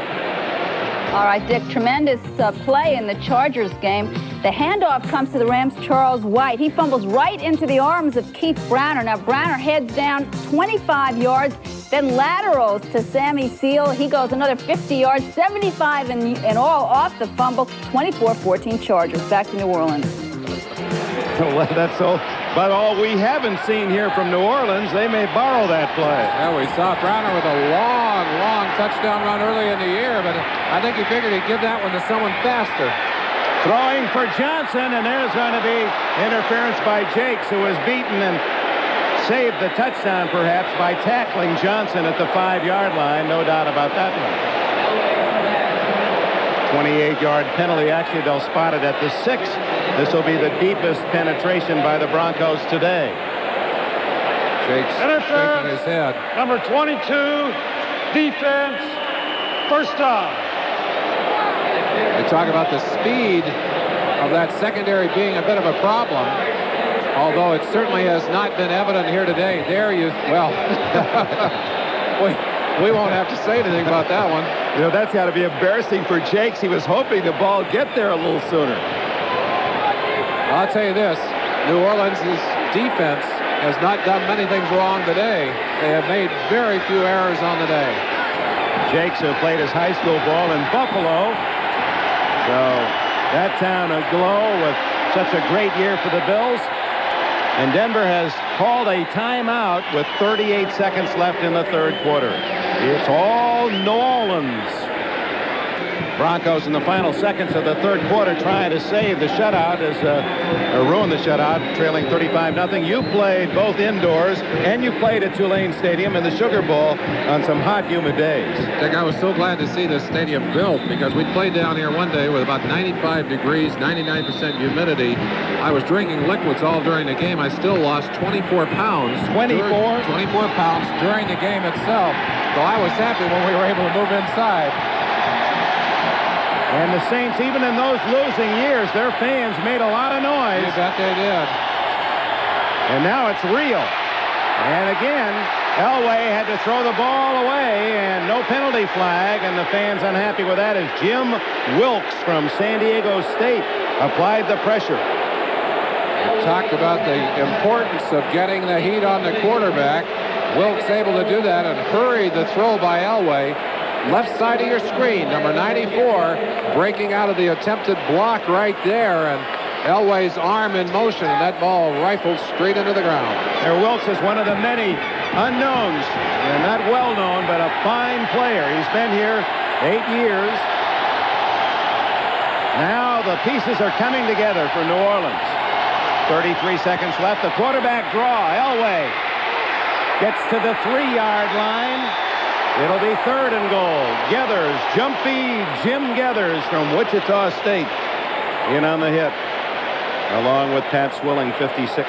Keith Bishop, number 54, with that big cast on the left hand, the fracture of that thumb on that hand, which is actually down in the palm of the hand. And at the beginning of the game, he tried it. He said he didn't want to go in there if he was going to get anybody hurt. But this is a game that's gotten so far out of hand, I think that Bishop felt that he wanted to at least have a chance to test that hand out in this ball game. That's the end of the third quarter, 35-0 New Orleans. We'll be back after these messages from your local station. Superdome, that was in Super Bowl 12, and Tony Dorsett, then with the Dallas Cowboys, scored a touchdown on the way to a Dallas victory as Roger Staubach, the Hall of Famer to be, the star for the Cowboys, and the Broncos losing the first of 3 Super Bowl finals. And now Dorsett, number 33 with Denver, a quiet man again today. This is 3rd and goal as we open the 4th quarter. Elway incomplete to Sewell. Vance Johnson standing all by himself in the end zone, raising his hands. Look at Elway down in the end zone arguing with the officials. You don't see that very often. That's part of the frustration of this day for the Denver quarterback. Blitz thrown on by the New Orleans defense, and Elway had to unload it. There was very little time for him. Had he had just a moment, he'd have seen Vance Johnson coming open, but he's looking to his right all the way. And that ball thrown out too far. Sewell unable to get there. Trailing 35-0, 4th and goal.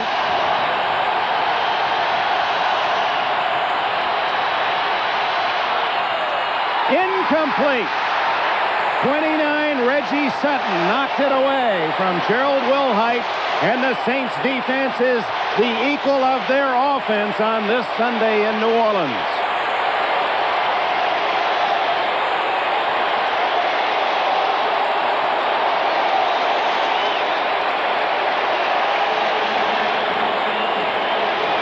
Sutton, who was replaced in the starting lineup today by Waymer, not fooled at all. And Elway again with heat has to try and get that ball high. We saw Sutton stretching up. Atkins last week with a saving interception against the Rams in that secondary. Now it's Sutton making a leaping play to bat that ball away and save a touchdown. So New Orleans takes over at the 3. Denver had the ball for over 8 minutes on a drive in the first half and got no points. They've had it for 5.5 minutes on that drive and no points. Ruben Mays down at the 7-yard line. Good solid hit in there by Rick Dennison and Michael Brooks. We talked about what New Orleans would like to do to upgrade their defense. Offensively, the thought very simply is they need to get their people healthy if you're going to get into the playoffs. The other thing they'd like to add, and they won't be able to do it this year, is some more downfield speed. Somebody to open up those defenses downfield so they can improve the long game. They certainly have the short game down pat. Indeed. 81 yards now for Mays, the leading rusher in the game. Guess who the leading rusher for Denver is? John Elway. Yep, 22 yards. Mays again. Not quite to the first down sticks. Out to the 11, maybe the 12, Sean Knight. He was the Saint traded to Denver in the Gregory trade. Made the tackle along with Simon Fletcher. There it is, Elway with 22 yards. That's the best that any Bronco can manage on the ground today. And Mays with 83 for New Orleans.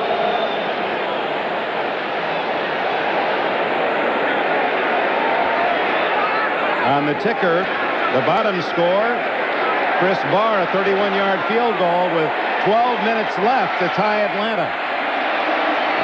A win for the Raiders would give them sole possession of first place in the AFC West. On third down, it's Buford Jordan. He rarely carries the ball. That's only his 3rd carry of the year. And Jordan from McNeese State of Louisiana has the first down. He's usually the guy that does the blocking. His is the dirty work down there in the trenches. He gets a chance to carry the football, comes up with a big first down.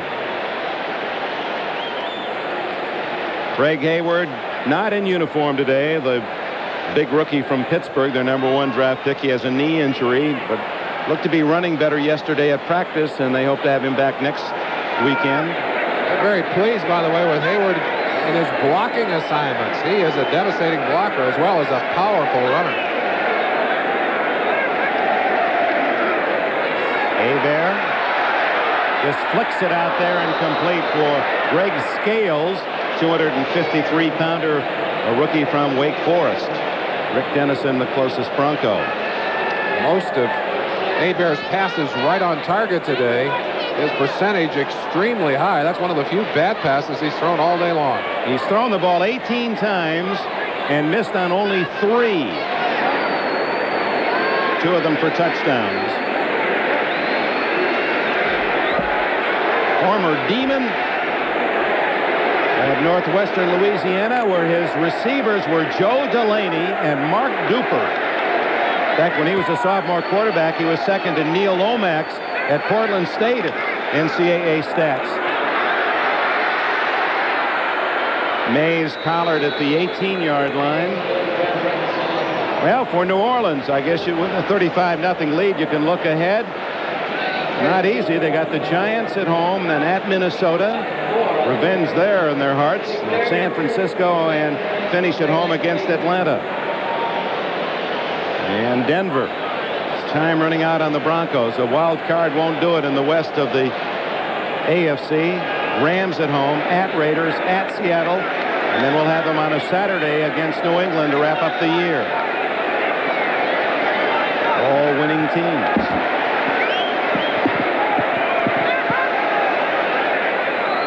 Third and 6 for Hebert. Little pop over the middle to Lonzel Hill. And the son of J.D. Hill has a first down. That's just a little shot put throw. He broke a bone in his right foot. A stress fracture 2 weeks ago. And the Rams had sent out an advanced scout before their game last week. He went back with the news that there was a broken foot there. He said, don't worry about Hill. Hill caught 6 passes last week against the Rams. He is tough, and that's a perfect little timing pattern right over the middle, typical of what Hebert and this offensive team for New Orleans have done all day long. That was the first catch for Hill today. That's why you saw him in a rather celebrative mood. He has 48 on the year. Ruben Mays out to the 36-yard line and 7 more yards as he approaches a 100-yard day. You just had the feeling watching Mays yesterday in practice that he was due for a big game today. And the sense, too, of the time-honored tradition of what happens to a team that loses control of the line of scrimmage. The Broncos lost control defensively early in the game, and offensively were soon in a situation where they had to throw the football. When you play one-dimensional football, it's very difficult to win. Hebert with his pre-snap look.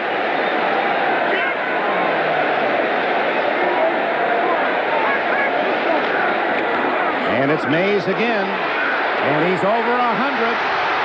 And he's in Denver territory at the 45. 19 more for Ruben as they cheer him here in the Superdome. Coming off surgery at the beginning of the year, felt he had to prove himself, went through the difficult times of arguing about contract, hasn't had a chance to play that much during the season, but boy, he is back in gear today. Look at how many Broncos are there. 2, 3, 4. He just runs right through those arm tackles. You got to put a body on him and get several more and wrap him up, or he just keeps right on going. Well, that's the good news for Denver. The clock keeps right on going. 9:44. Into a crowd. It's Hill with a catch at the 35. Close to 10 more for Hebert. And they're not just running it down the field with a 35-0 lead. Those little short passes complementing a basic running attack. That's 49 catches on the year for Hill, while his teammate Eric Martin will be very close to the lead in the NFL. He was second coming in with 60 catches and has 4 or 5 today. Martin with 5 catches, so 65 on the year. And Hill, with 2 today, has 49. That's a good 1-2 punch. We'll talk about Martin going inside and being unafraid. Hill is the same kind of receiver.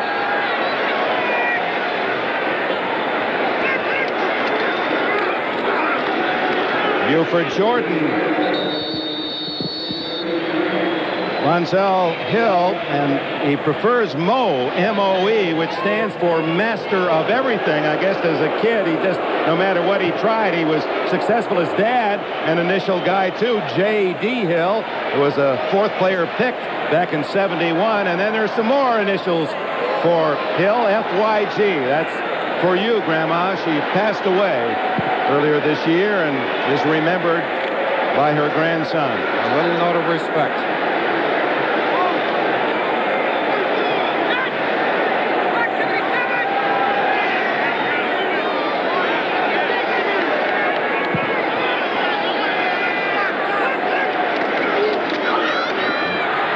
Dalton Hilliard dragging 2 Broncos to the 23. Rulon Jones and Rick Dennison. It's another Saints first down. I don't know about you, Merlin, but I'm impressed. They got high respect. They certainly do. You don't have to know the names. They don't have to be headliners and household figures to appreciate the fact that this is a well-coached, solid football team. The word discipline comes to mind very quickly. They do not make many mistakes. They do not beat themselves, and they just attack, attack, and attack. I asked Jim Moore about those from whom he has learned. We'll give that to you in a moment. There's Eric Martin. He has his 6th catch of the day, and it's close to another first down. And Moore yesterday mentioned 2 coaches in particular. And of course, he's been an assistant at Seattle and with the Patriots, and a college assistant at Stanford, Colorado, UCLA, Washington. He mentioned Don James, the head coach at Washington, and Dick Vermeil, under whom he coached at UCLA. And the 2 qualities that came out for both men were self-discipline. Organization, self-discipline. And that's the kind of man this 53-year-old Moore is. And it's something this team really needed. They didn't have a lot of that in the past. Jordan inside the 10. Ryan and Dennison and company with a tackle. And the clock runs at 6:15 in the 4th quarter. 35-0 New Orleans.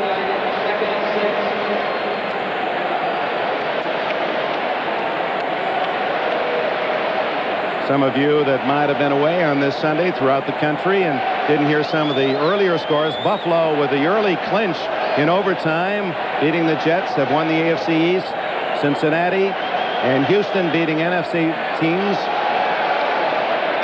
Cleveland stays in the running in the Central. The Bears have won again. Minnesota, that's a big win as they stop the Indianapolis winning streak.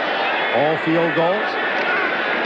Hilliard dancing but can't get away from Randy Robbins, number 48. That'll bring up 3rd and goal. Other finals today. Kansas City. Boy, they play so well at home. Frank Gans beat Seattle again at home. Wayne Fonts, the new head coach of the Lions, presented with a win in his debut. And now the late games, the Giants by a touchdown. San Diego's lead cut to 7 as Lansford kicked a 20-yard field goal with 14 minutes left. And Atlanta leads 12-6. Understand Mark Vlasic, though, the quarterback for the Chargers, a serious injury of the left knee in that game. I think we said 3rd and goal. It's 3rd and 8. Whoa. Hebert underneath. Eric Martin. I think he's got the first down. He does. He's down inside the 2-yard line. Let's see where they spot it here. Oh, they're going to bring it back out. Apparently his knee touched down before he stretched out because the ball ended up down on the 1-yard line. They'll measure, and it is a 1st and goal, New Orleans. Hebert has good hands. I wonder if he played baseball. He may have done. Court puts this one a little bit low, bounces once on the ground, but nothing has gone badly for Hebert. Able to pick it up, scoop it, get it out to the right, pick up the first down. Good job by Martin of running with the football after he caught it. So the Cajun from Cutoff, Louisiana, Bobby Hebert, leading 35-0, sets up his team late in the fourth quarter with a chance to even add to that huge lead. 4 shots from the 2. Hilliard stopped inside the 1. Excellent block on that play by Hobie Brenner. Brenner is the tight end who's had a pulled abdominal muscle. On the outside, they stacked 2 tight ends over there. There's Brenner. They are happy to get him back for the stretch. Both he and Tice, and you'll see them both blocking on that play. 82 is Tice, 85 Brenner. Strong enough as tight ends that they could probably play tackle in the NFL. And they use that double tight end offense very effectively with their running game. Mays comes in for Hilliard, 2nd and goal. Both Mays and Hilliard already have a rushing touchdown today. They might give it to Jordan. He doesn't have one. Nope, Mays again. And Castillo able to get him out of bounds, shy of the goal line. A flag is down.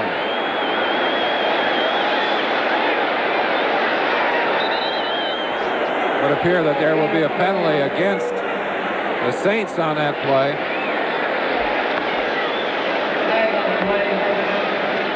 Dick Jorgensen, the referee, signals motion against New Orleans. Dick, Rob, maybe I could just take a second here because we've talked about the backs with all the yardage running and the passing that's been done by Hebert. Let's talk about that line.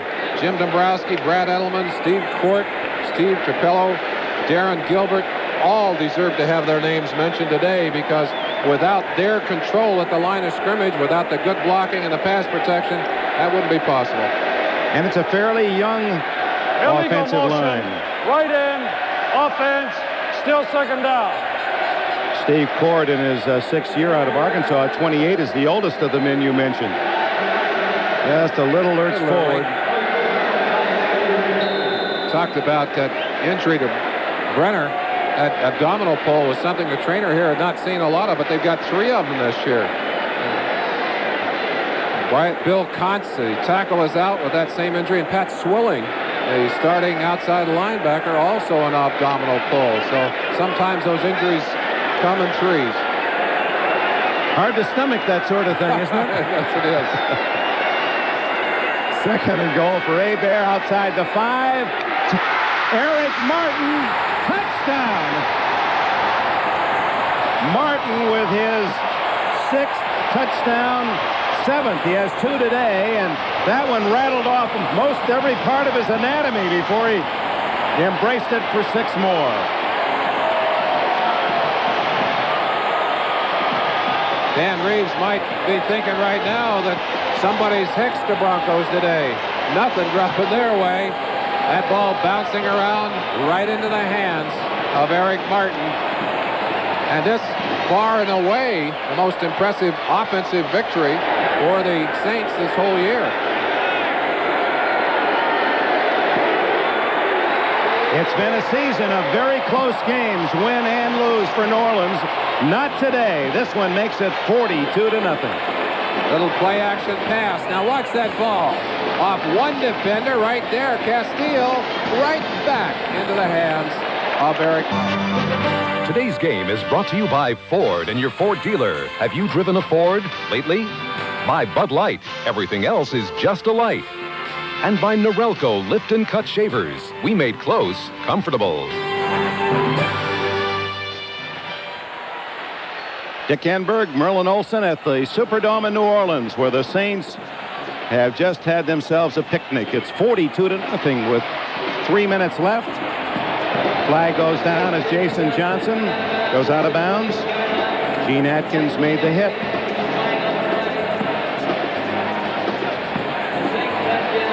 Obviously, illegal use of the hands, Denver. illegal block, number 95, receiving team, 10 yards, first down. So Denver will start from its own 10-yard line, just having seen the Saints go 97 yards in 17 plays to take a 42-0 lead. It's been a long day for Dan Reeves and for all of these Broncos. Don't go away. A couple other scores and some surprises.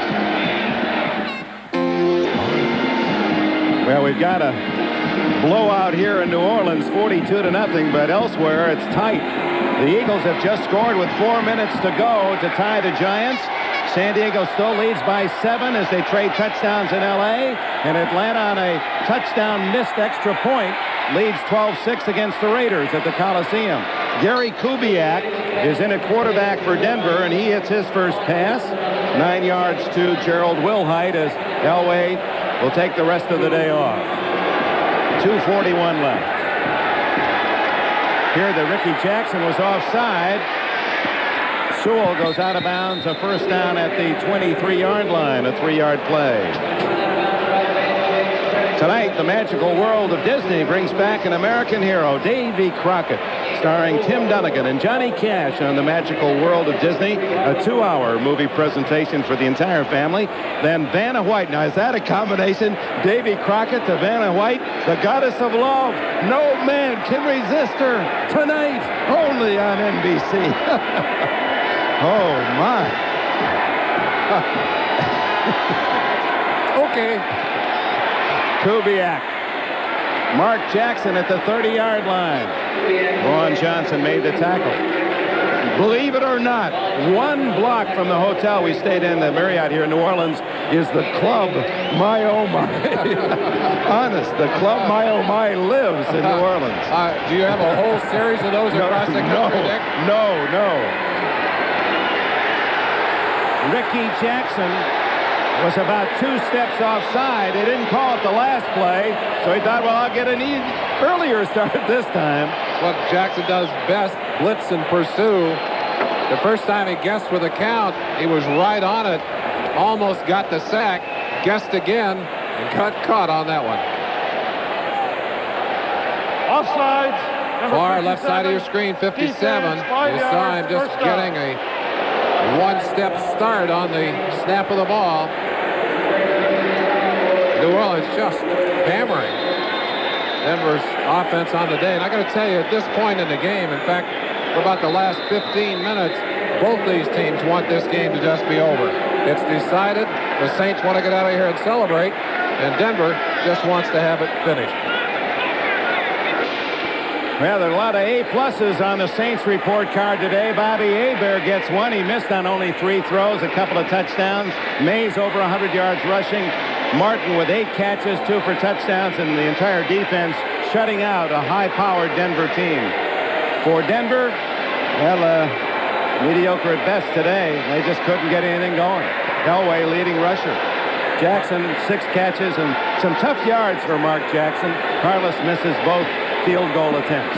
Hard to believe after watching Denver just stomp all over Cleveland last week, but it's been kind of that type of year. A lot of teams with big games and then coming right back and not playing anywhere near to their capability. But believe it or not, if you're a Denver fan, there's good news. There is hope. A final score.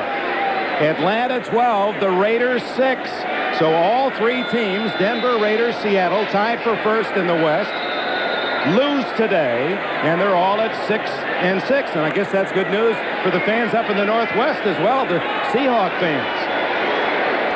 Now they'll come down 4 games to go. Well, does anyone want to take charge in the AFC West? Look out. Kubiak just does get it away to Wilhite. The short yardage out at the 42-yard line. Vaughn Johnson with a tackle. The clock running, a 6-yard pickup.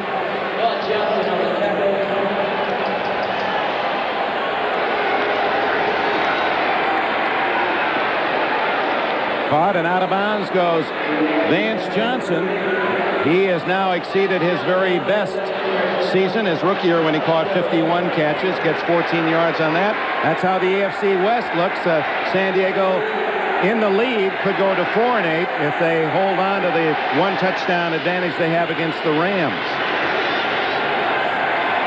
Meanwhile, the Saints have fortified their lead in the West. They'll retain at least a game lead and maybe better.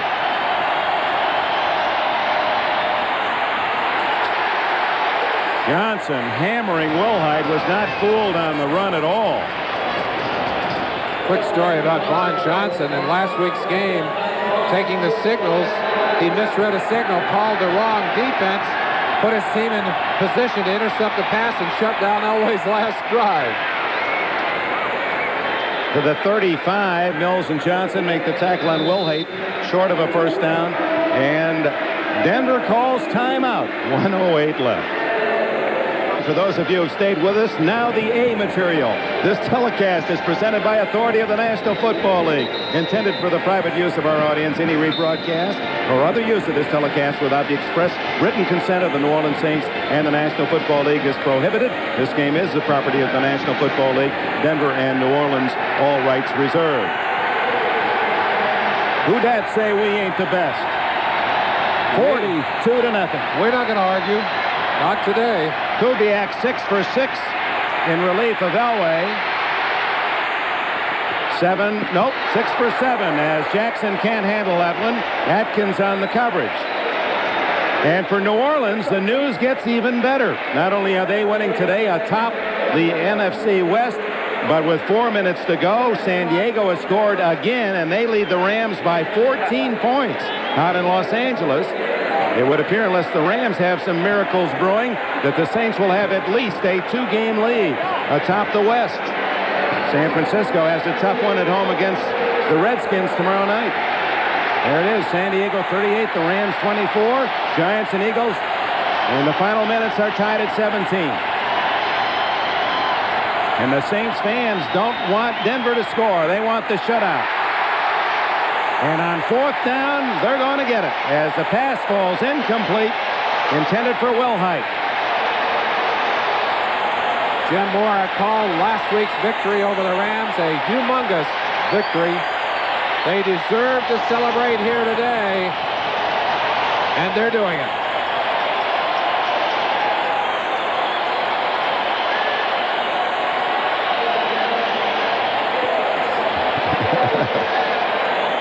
Benson Boogie gearing up. There's the owner, Tom Benson. He came with the right time, made some good choices. Jim Finks, the general manager, then picks Jim Mora.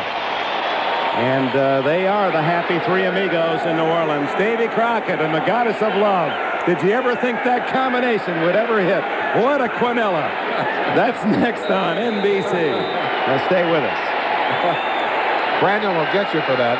Oh, but Davy Crockett, I wish we weren't on our way to the airport. That reminds us of some days of yore. Davy Crockett, what a big series that was a few years ago, and tonight a chance to enjoy a part of Americana. Final seconds tick away. One play has to be run. Crockett part of the Battle of New Orleans, which was, of course, a very important part of our history. So we'll probably see some of that along the way in that series. There it is, the final play of this New Orleans domination of Denver. 42-0. As complete a game against a top-notch team as you'll want to see in the NFL. And Dan Reeves and Jim Mora with a handshake, and the Saints will, well, I was going to say rest comfortably tonight. Not in this city. This is a night to have some fun. And we'll check some final notes. A couple of scores still to give you after this.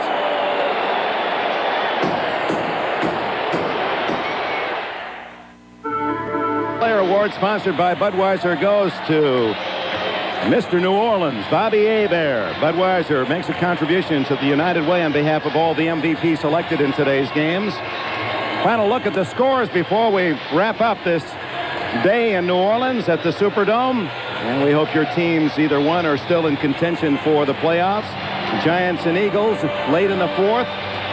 San Diego apparently is going to upset the Rams, and Atlanta did upset the Raiders. Those are the late scores here. No upset at all. The favorite team, New Orleans, won big 42-0.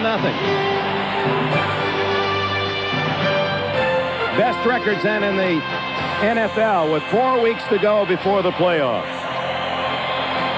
Buffalo is clinched. You see the star. They won today. The Bears apparently will clinch soon. New Orleans atop the West. Cincinnati is still atop the Central.